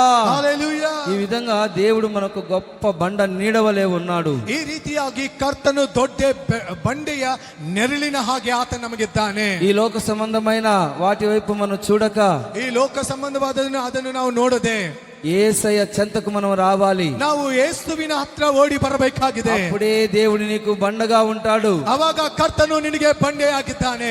ఆయన నీకు ఆశ్రయముగా ఉంటాడు. ಆತನು ನಿನಗೆ ಆಶ್ರಯವಾಗಿದ್ದಾನೆ. నీ ఆపదలన్నిటిని తప్పిస్తాడు. ನಿನ್ನ ಕಷ್ಟವೆಲ್ಲ ಆತನು ಬಿಡುಗಡೆ నీ ಮಾಡ್ಲಿಕ್ಕಿದ್ದಾನೆ. జీవితంలో దేవుడు గొప్ప కార్యములు చేస్తాడు. ನಿನ್ನ ಜೀವನದಲ್ಲಿ ಉನ್ನತ ಕಾರ್ಯಗಳಿಗೆ ಕರ್ತನು దేవుడు ಮಾಡ್ಲಿಕ್ಕಿದ್ದಾನೆ. నీకు సహాయకుడే ఉంటాడు. ಈಗೋ ಕರ್ತನು ನಿನಗೆ ಸಹಾಯಕನಾಗಿದ್ದಾನೆ. హల్లెలూయా, హల్లెలూయా, హల్లెలూయా. హల్లెలూయా. ఒకటోది ఏంటంటే, ಮೊದಲನೇದು ಏನಾಗಿದೆ? దేవుడు నీకు గొప్ప బండయ్య ఉంటాడు. ಕರ್ತನು ನಿನಗೆ ಬಂಡೆಯಾಗಿದ್ದಾನೆ. రెండోదిగా మనం గమనించినట్లయితే, ಎರಡನೇದಾಗಿ ನಾವು ಗಮನಿಸುವುದಾದ್ರೆ కీర్తనల గ్రంథం ಕೀರ್ತನೆ ಗ್ರಂಥವು 36వ ಅಧ್ಯಾయము 36ನೇ ಅಧ್ಯಾಯ 7వ వచనాన్ని చదువుకుందాం. ನಾವು 7ನೇ ವಚನ ಓದಿಕೊಳ್ಳೋಣ. దేవా, నీ కృప ఎంతో అమూల్యమైనది. నరులు నీ రెక్కల నీడను ఆశ్రయించుచూ ఉన్నారు. దేవుని కృప అనేది ದೇವರ ಕೃಪೆ ಎನ್ನುವುದು ఎంతో గొప్పది. ಅದು ಎಷ್ಟೋ ಉನ್ನತವಾದದ್ದು. దేవుని కృపను మనము ధ్యానం చేయాలి. ನಾವು ದೇವರ ಕೃಪೆಯನ್ನು ಧ್ಯಾನ ಮಾಡುವವರಾಗಿರಬೇಕು. ఉదయాన్నే లేచి ఆయన కృపను మనం పొందుకోవాలి. ಮುಂಜಾನೆ ಜಾವದಲ್ಲಿ ಎದ್ದು ಆತನ ಕೃಪೆಯನ್ನು ಅನುಭವಿಸೋರಾಗಿರಬೇಕು. ఆ కృప ఏం చేస్తుందంటే, ಆ ಕೃಪೆ ಏನ್ ಮಾಡ್ತಾ ಇದೆ? ఆదరణ కలిగిస్తుంది. ಅದು ನಮಗೆ ಆದರಣೆ ನೀಡುತ್ತಾ ಇದೆ. మన దేవుడు కృప కలిగిన దేవుడు. ನಮ್ಮ ದೇವರು ಕೃಪೆಯುಳ್ಳ ದೇವರು. ఆయన కృపా సత్య సంపన్నుడుగా ಆತನು ಕೃಪಾ ಸತ್ಯ ಸಂಪೂರ್ಣನಾಗಿ మన మధ్య ఆయన నివాసం చేయాలని ఇష్టపడుతూ ఉన్నాడు. ನಮ್ಮ ಮಧ್ಯದಲ್ಲಿ ಆತನು ವಾಸಿಸಬೇಕೆಂಬುದಾಗಿ ಇಷ್ಟಪಡ್ತಾ ಇದ್ದಾನೆ. హల్లెలూయా, హల్లెలూయా, హల్లెలూయా. హల్లెలూయా. ఎందుకంటే, ఎందుకని మన మధ్యలో ఆయన నివాసం చేయబోతూ ఉన్నాడు? ಯಾಕೆ ಕರ್ತನು ನಮ್ಮ ಮಧ್ಯದಲ್ಲಿ ವಾಸ ಮಾಡ್ತಾ ಇದ್ದಾನೆ? ఎందుకని ఆయన కృప అంత గొప్పది? ಯಾಕೆ ಆತನ ಕೃಪೆ ಅಷ್ಟು ದೊಡ್ಡದಾಗಿದೆ? ఎందుకంటే, ಯಾಕಂದ್ರೆ తన కృప ద్వారానే దేవుడు మనల్ని రక్షించుకొని ఉన్నారు. ಆತನ ಕೃಪೆ ಮೂಲಕವಾಗಿ ನಮ್ಮನ್ನು ರಕ್ಷಣೆಗೆ ಒಳಪಡಿಸಿದ್ದಾನೆ. హల్లెలూయా. హల్లెలూయా. నువ్వు ఏదో పెద్ద నీతిమంతుడు పరిశుద్ధుడని కాదు గాని, ನೀನು ಎಷ್ಟೋ ನೀತಿವಂತನು ಪರಿಶುದ್ಧನು ಎಂಬುದಾಗಿ ಅಲ್ಲ, కృప ద్వారానే నువ్వు రక్షించబడి ఉన్నావు. ಆತನ ಕೃಪೆ ಮೂಲಕವಾಗಿ ನೀನು ರಕ್ಷಣೆ ಒಳಪಟ್ಟಿದ್ದೆ. ఆ కృప ద్వారానే రక్షించబడి ఉన్నావని నువ్వు ధ్యానించినట్లయితే, ಆತನ ಕೃಪೆ ಮೂಲಕವಾಗಿ ನಿನಗೆ ರಕ್ಷಣೆ ಸಿಕ್ಕಿತ್ತು ಎಂಬುದಾಗಿ ನೀನು ಧ್ಯಾನ ಮಾಡುವುದಾದ್ರೆ, ఆ కృపలో, ఆ రక్షణలో నీకు ఆనందం కలుగుతుంది. ಆ ಕೃಪೆ ಎಂಬ ಆ ರಕ್ಷಣೆಯಲ್ಲಿ ನಿನಗೆ ಆನಂದ ಸಿಗುವಂತದಾಗಿದೆ. దీని కొరకు దేవుడు ఏం చేశారంటే, ಇದರ ನಿಮಿತ್ತವಾಗಿ ದೇವರು ಏನ್ ಮಾಡ್ತಾ ಇದ್ದಾನೆ? కల్వారి శిలువలో ఆయన త్యాగం చేసి ఉన్నాడు. ಕಲ್ವಾರಿ ಶಿಲುಬೆ ಮೇಲೆ ಆತನು ತನ್ನ ಜೀವನವನ್ನೇ ತ್ಯಾಗ ಮಾಡಿದನು. హల్లెలూయా. హల్లెలూయా. శిలువ చెంత చేరిన వాడు ಶಿಲುಬೆ ಹತ್ರ ಸೇರಿ ಬಂದವನು ఖచ్చితంగా విశ్రమిస్తాడు. ಖಚಿತವಾಗಿ ಅವನು ಬಿಡುಗಡೆ ಹೊಂದುತ್ತಾನೆ. ఖచ్చితంగా ఆయనని ఆత్మకు విశ్రాంతిని కలగజేస్తాడు. ಖಚಿತವಾಗಿ ಅವರ ಆತ್ಮಗಳಿಗೆ ಆತನು ವಿಶ್ರಮಿಸಿಕೊಡುತ್ತಾನೆ. ఆ శిలువ ఆయన త్యాగం చేసి ఉన్నాడు కాబట్టి, ಆತನು ಮಾಡಿರುವಂತಹ ತ್ಯಾಗದ ಮೂಲಕವಾಗಿ కృప ద్వారా నిన్ను రక్షించి ఉన్నారు. ಆತನ ಕೃಪೆಯಲ್ಲಿ ನಿನಗೆ ರಕ್ಷಣೆ ಉಂಟಾಗುತ್ತದೆ. దేవుని యొక్క క్రీస్తు యొక్క త్యాగాన్ని మనం గ్రహించాలి. ಕರ್ತನ ತ್ಯಾಗವನ್ನು ನಾವು ಅದನ್ನು ಅಧ್ಯಯನ ಮಾಡ್ತಾ తన ಇರಬೇಕಾಗಿದೆ. కృపను మనల్ని ఉంచి ఉన్నాడు. ಆತನ ಕೃಪೆಯಲ್ಲಿ ನಮ್ಮನ್ನು ಆತನು ಇಟ್ಟಿದ್ದಾನೆ. తన్ను ఆశ్రయించి వారందరికీ ఆయన దయ చూపిస్తాడు, ಆತನಲ್ಲಿ ಆಶ್ರಯ ಇಟ್ಟವರೆಲ್ಲರನ್ನು ಆತನು ದಯ ತೋರಿಸುತ್ತಾನೆ, ఆదరిస్తాడు, ಆದರಣೆ ಕೊಡುತ್ತಾನೆ, ఆశీర్వదిస్తాడు. ಆತನ ಆಶ್ರಯಿಸುತ್ತಾನೆ. ఆయన ఎవరిని త్రోసివేయడు. ಯಾರನ್ನು ತಳ್ಳಿ ಬಿಡುವ ದೇವರಲ್ಲ ಆತನು. రెక్కల నీడను ఆయన ఆదరించుచూ ఉన్నాడు. ಆತನ ರೆಕ್ಕೆಯ ಬುಡದಲ್ಲಿ ಆದರಣೆ ಇದೆ. దేవుని యొక్క వాక్యం ఏం చెప్తుందంటే, ದೇವರ ವಾಕ್ಯ ಏನ್ ಮಾತನಾಡ್ತಾ ಇದೆ? మహోన్నతుని చాటున నివసించువాడే, ಓ ಮಹೋನ್ನತನ ಸ್ಥಳದಲ್ಲಿ ವಾಸಿಸುವವನೇ, సర్వశక్తిని నీడను విశ్రమించువాడు, ಸರ್ವ ಶಕ್ತಿಯನ್ನು ಆತನು ಹೊಂದಿಕೊಳ್ಳುವವನಾಗಿದ್ದಾನೆ. హల్లెలూయా. హల్లెలూయా. చెప్పాలి హల్లెలూయా. ఈ కృప అంటే అర్థం ఏంటంటే, ಕೃಪೆ ಎಂಬುದಾಗಿ ಅದರ ಅರ್ಥವೇನಾಗಿದೆ? ఉచితముగా అనుగ్రహించున్నది. ಅದು ಅದು ಉಚಿತವಾಗಿ ಕೊಡಲ್ಪಟ್ಟದ್ದು. ఆ కృపలో ప్రేమ ఉన్నది. ಕೃಪೆಯಲ್ಲಿ ಪ್ರೀತಿ ಇದೆ. ఎంత ప్రేమ ఉన్నదంటే అంత ಪ್ರೀತಿ ಇದೆ. ఎంత ప్రేమ ఉన్నదంటే అంత ప్రేమ ఉన్నది. ಅದು ಎಷ್ಟೋ ಪ್ರೀತಿ ಉಳ್ಳಂತದಾಗಿದೆ. ఈ దినాన్ని మనం గమనించాలి. ಈ ದಿನದಲ್ಲಿ ನಾವು ಗಮನಿಸಬೇಕು. ఎగ్జాంపుల్ గా మనం గమనించినట్లయితే, ನಾವು ಎಕ್ಸಾಂಪಲ್ ಆಗಿ ಗಮನಿಸುವುದಾದ್ರೆ, ఉదాహరణగా మనం గమనించినట్లయితే, ಒಂದು ಉದಾಹರಣೆಗಾಗಿ ನಾವು ಗಮನಿಸುವುದಾದ್ರೆ, ఒక ఉపమాన రీతిగా మనం గమనించినట్లయితే, ಒಂದು ಉದಾಹರಣೆ ಮೂಲಕವಾಗಿ ನಾವು ಗಮನಿಸುವುದಾದ್ರೆ, తీవ్రమైన ఎండ ఉందంట. ಒಂದು ಭಯಂಕರವಾದ ಬಿಸಿಲಿದೆ. 2 జింకలు నీటి కొరకు వెదుగుతూ ఉన్నాయి. 2 ಜಿಂಕೆ ಮರಿಗಳು ನೀರಿಗಾಗಿ ತವಕ ಪಡ್ತಾ ಇವೆ. భరించలేని వేడిమి ఉంది. ಬಹಳಷ್ಟು ಅದು ಸಹಿಸಲಾರದಷ್ಟು ಬಿಸಿಲು ಆ ಸಮಯದಲ್ಲಿತ್ತು. ఆడ జింక మగ జింక ఉన్నాయి. ಅಲ್ಲೂ ಹೆಣ್ಣು ಜಿಂಕೆಯು ಮತ್ತು ಗಂಡು ಜಿಂಕೆ ಇತ್ತು. 2 అల్లాడిపోతూ ఉన్నవి. ಅವು ಬಹಳಷ್ಟು ಒದ್ದಾಡ್ತಾ ಇದ್ದವು. కానీ ఆడ జింక మాత్రం ఇంకా తట్టుకోలేకపోతుంది. ಹೆಣ್ಣು ಜಿಂಕೆ ಮಾತ್ರ ಅದು ತಾಳಿಕೊಳ್ಳಿಕ್ಕೆ ಆಗ್ತಾ ಇಲ್ಲ. ఈ మగ జింక ఏం చేసిందంటే, ಈ ಗಂಡು ಜಿಂಕೆ ಏನು ಮಾಡುತ್ತೆ ಅಂದ್ರೆ, ఉన్న పాటు నిలబడి ఉంటుండగా ಅದು ಯಾವ ಸ್ಥಳದಲ್ಲಿ ಇತ್ತೋ ಅದೇ ಸ್ಥಳದಲ್ಲಿ ನಿಂತು దాని నీడలో తన సహవాసైన ఆడ జింకను పరుండనిచ్చింది. ನೋಡ್ರಿ, ಅದು ಯಾವ ಸ್ಥಳದಲ್ಲಿ ನಿಂತಿತ್ತೋ ಅದೇ ಸ್ಥಳದಲ್ಲಿ ನಿಂತು ತನ್ನ ಜೊತೆಯಾಗಿರುವ ಹೆಣ್ಣು ಜಿಂಕೆಗೆ ನೆರಳನ್ನು ಕೊಡ್ತಾ ಇತ್ತು. ఎండ తగ్గు ముఖం పట్టేంత వరకు, ನೋಡ್ರಿ, ಆ ಬಿಸಿಲು ಸ್ವಲ್ಪ ಕಡಿಮೆ ಆಗುವವರೆಗೂ అలాగున ఆడ జింక ಅದೇ ರೀತಿ ಹೆಣ್ಣು ಜಿಂಕೆಯು మగ జింక నీడలో విశ్రమించినట్లుగా, ಅದು ಗಂಡು ಜಿಂಕೆಯ ನೆರಳಿನಲ್ಲಿ ವಿಶ್ರಮಿಸಿದ ಹಾಗೆ, చూడండి, ఆ మగ జింక ఈ ఆడ జింకకి ఎంతో సహాయం చేసి, ಆ ಗಂಡು ಜಿಂಕೆಯು ಹೆಣ್ಣು ಜಿಂಕೆಗೆ ಎಷ್ಟೋ ಸಹಾಯ ಮಾಡಿ, అది అక్కడ నిలబడి ఆ నీడలో అట్లా సేద తీర్చుకునేటట్టుగా అది సహాయం చేసింది. ಆ ರೀತಿಯಾಗಿ ನಿಂತು ಆ ನೆರಳಿನಲ್ಲಿ ಅದು ಸಹಾಯ ಹೊಂದುವಂತೆ ಅದು ಮಾಡಿತು. ఆ దృశ్యాన్ని మనం గమనించినట్లయితే, ಆ ಒಂದು ದೃಶ್ಯವನ್ನು ನಾವು ಗಮನಿಸುವುದಾದ್ರೆ, మన ప్రభు అయిన యేసు క్రీస్తు కూడా, ನಮ್ಮ ಕರ್ತನಾದ ಯೇಸು ಕ್ರಿಸ್ತನು ಕೂಡ ఆ దృశ్యాన్ని మనం గమనించినట్లయితే, ಆ ಒಂದು ದೃಶ್ಯವನ್ನು ನಾವು ಗಮನಿಸುವುದಾದ್ರೆ, ఆయన నీడలో మనమంతా ఉన్నాము. ಆತನ ನೆರಳಿನಲ್ಲಿ ನಾವೆಲ್ಲ ಇದ್ದೇವೆ. హల్లెలూయా. ಹಲ್ಲೆಲೂಯಾ. చెప్పాలి హల్లెలూయా. ಹಲ್ಲೆಲೂಯಾ. దేశంలో అలసట, ದೇಶದಲ್ಲಿ ಎಲ್ಲಾ ಒಂದು ಸೋಲುವಿಕೆ, రకరకాల పరిస్థితుల యొక్క ప్రభావాన్ని బట్టి ఈ దినాన నీ జీవితంలో ఎన్నో శ్రమలు, ನೋಡ್ರಿ, ಈ ಒಂದು ದೇಶದಲ್ಲಿರುವಂತ ಎಲ್ಲಾ ರೀತಿ ವಿಧವಾದ ಕಷ್ಟಗಳ ಮೂಲಕವಾಗಿ ನಿನ್ನ ಜೀವನದಲ್ಲಿ ಎಷ್ಟೋ ಶ್ರಮೆಗಳಿವೆ. కుటుంబంలో ఎన్నో పరిస్థితులు, ಕುಟುಂಬದಲ್ಲಿ ಎಷ್ಟೋ ಒಂದು ಪರಿಸ್ಥಿತಿಗಳಿವೆ. సాతానుగాడు నిన్ను శోధిస్తూ ఉన్నాడు. ಸೈತಾನು ನಿನ್ನನ್ನು ಶೋಧನೆಗೆ ಒಳಪಡಿಸ್ತಾ ಇದ್ದಾನೆ. ఈ లోక సంబంధమైన అన్య జనులు నిన్ను శోధిస్తూ ఉన్నారు. ಲೋಕದಲ್ಲಿರುವ ಅನ್ಯ ಜನರು ನಿನ್ನನಿಗೆ ಶೋಧನೆ ಒಳಪಡಿಸ್ತಾ ಇದ್ದಾರೆ. కొంతమందిని మనం గమనించినట్లయితే, ಸ್ವಲ್ಪ ಜನರನ್ನು ನಾವು ಗಮನಿಸ್ತಾ ಇರುವುದಾದ್ರೆ, ఆత్మీయులే చాలా విసిగిస్తూ ఉంటారు. ಆತ್ಮೀಯರೇ ಎಷ್ಟೋ ಒಂದು ಬೇಡವಾದ ಮಾತುಗಳು ಮಾತನಾಡ್ತಾ ಇರ್ತಾರೆ. దురాత్మ శక్తులను విసిగిస్తూ ఉంటాయి. ದುರಾತ್ಮ ಶಕ್ತಿಗಳು ನಿನ್ನನ್ನು ಸೋಲುವಿಕೆಗೆ ಒಳಪಡಿಸ್ತಾ ಇದೆ. రకరకాల పరిస్థితులు ఈ లోకంలో కుటుంబాలలో మనం గమనించినట్లయితే, ಬೇಡವಾದ ಸಕಲ ವಿಧವಾದ ಈ ಜೀವನದಲ್ಲಿ ನಾವು ಗಮನಿಸ್ತಾ ಇರುವುದಾದ್ರೆ, ఆయన రెక్కలు నిన్ను దాచి ఉంచి ఉన్నాయి. ಆತನ ರೆಕ್ಕೆಗಳು ನಿನ್ನನ್ನು ಬಚ್ಚಿಟ್ಟಿಕೊಂಡಿವೆ. ఆ రెక్కలలో ఏమున్నదంటే, ಆತನ ರೆಕ್ಕೆಯ ಬುಡದಲ್ಲಿ ಏನಿದೆ? చల్లదనము ఉన్నది. ಆ ರೆಕ್ಕೆಯ ನೆರಳಿನಲ್ಲಿ ನಿನಗೆ ತಂಪಾದವು ಅಲ್ಲಿ ನಿನಗೆ ಸಿಗುತ್ತದೆ. హల్లెలూయా. ಹಲ್ಲೆಲೂಯಾ. ఆదరణ ఉన్నది. ಆದರಣೆ ಇದೆ. ఆదరణ కలిగించుచు ఉన్నది. ಆದರಣೆ ಸಿಗುತ್ತಾ ಇದೆ. కాబట్టి కృప అనే నీడ మనకు ఉండాలి. ಕೃಪೆ ಎಂಬ ನೆರಳು ನಮಗೆ ಇರಬೇಕಾಗಿದೆ. హల్లెలూయా. ಹಲ್ಲೆಲೂಯಾ. చెప్పాలి హల్లెలూయా. ಹಲ್ಲೆಲೂಯಾ. దేవుడు మనకు గొప్ప బండగై ఉన్నాడు. ದೇವರು ನಮಗೆ ದೊಡ್ಡ ಬಂಡೆಯಾಗಿದ್ದಾನೆ. రెండోదిగా మనం గమనించిన గమనించినట్లయితే ಎರಡನೇದಾಗಿ ನಾವು ಗಮನಿಸ್ತಾ ಇರುವುದಾದ್ರೆ కృప అనే నీడ మనకు ఉండాలి. ಕೃಪೆ ಎಂಬ ನೆರಳು ನಮಗೆ ಇರಬೇಕಾಗಿದೆ. ప్రతిరోజు మనం ఏం చేయాలంటే ಪ್ರತಿದಿನ ನಾವೇನ್ ಮಾಡಬೇಕು? ఆయన కృప అనే నీడలో మనము మన యొక్క మార్గాలలో నడిపించబడుతూ ఉండాలి. ಆತನ ಕೃಪೆ ಎಂಬ ಮಾರ್ಗದಲ್ಲಿ ನಾವು ನಡೀತಾ ఆ ಇರಬೇಕಾಗಿದೆ. కృప నీకు చల్లదనాన్ని ఇస్తుంది. ಕೃಪೆ ಎಂಬುದು ನಿನಗೆ ತಂಪನ್ನು ಕೊಡುವಂತದಾಗಿದೆ. నీ ఆత్మకు విశ్రాంతిని ఇస్తుంది. ನಿನ್ನ ಆತ್ಮಕ್ಕೆ ಅದು ಸಮಾಧಾನವಾದ ವಿಶ್ರಾಂತಿಯನ್ನು ಕೊಡಲಿಕ್ಕಿದೆ. హల్లెలూయా. హల్లెలూయా. అందరూ చెప్పాలి హల్లెలూయా. అందరూ చెప్పాలి హల్లెలూయా. హల్లెలూయా. మూడోదిగా మనం గమనించినట్లయితే ಮೂರನೇದಾಗಿ ನಾವು ಗಮನಿಸ್ತಾ ಇರುವುದಾದ್ರೆ యెషయా గ్రంథం ಯೆಶಾಯ ಗ್ರಂಥವು 4వ అధ్యాయము 4ನೇ ಅಧ್ಯಾಯ 6వ వచనాన్ని గమనించి చదువుకుందామండి. ನಾವು 6ನೇ ವಚನ ಗಮನಿಸಿ ಓದಿಕೊಳ್ಳೋಣ. పగలు ఎండకు నీడగాను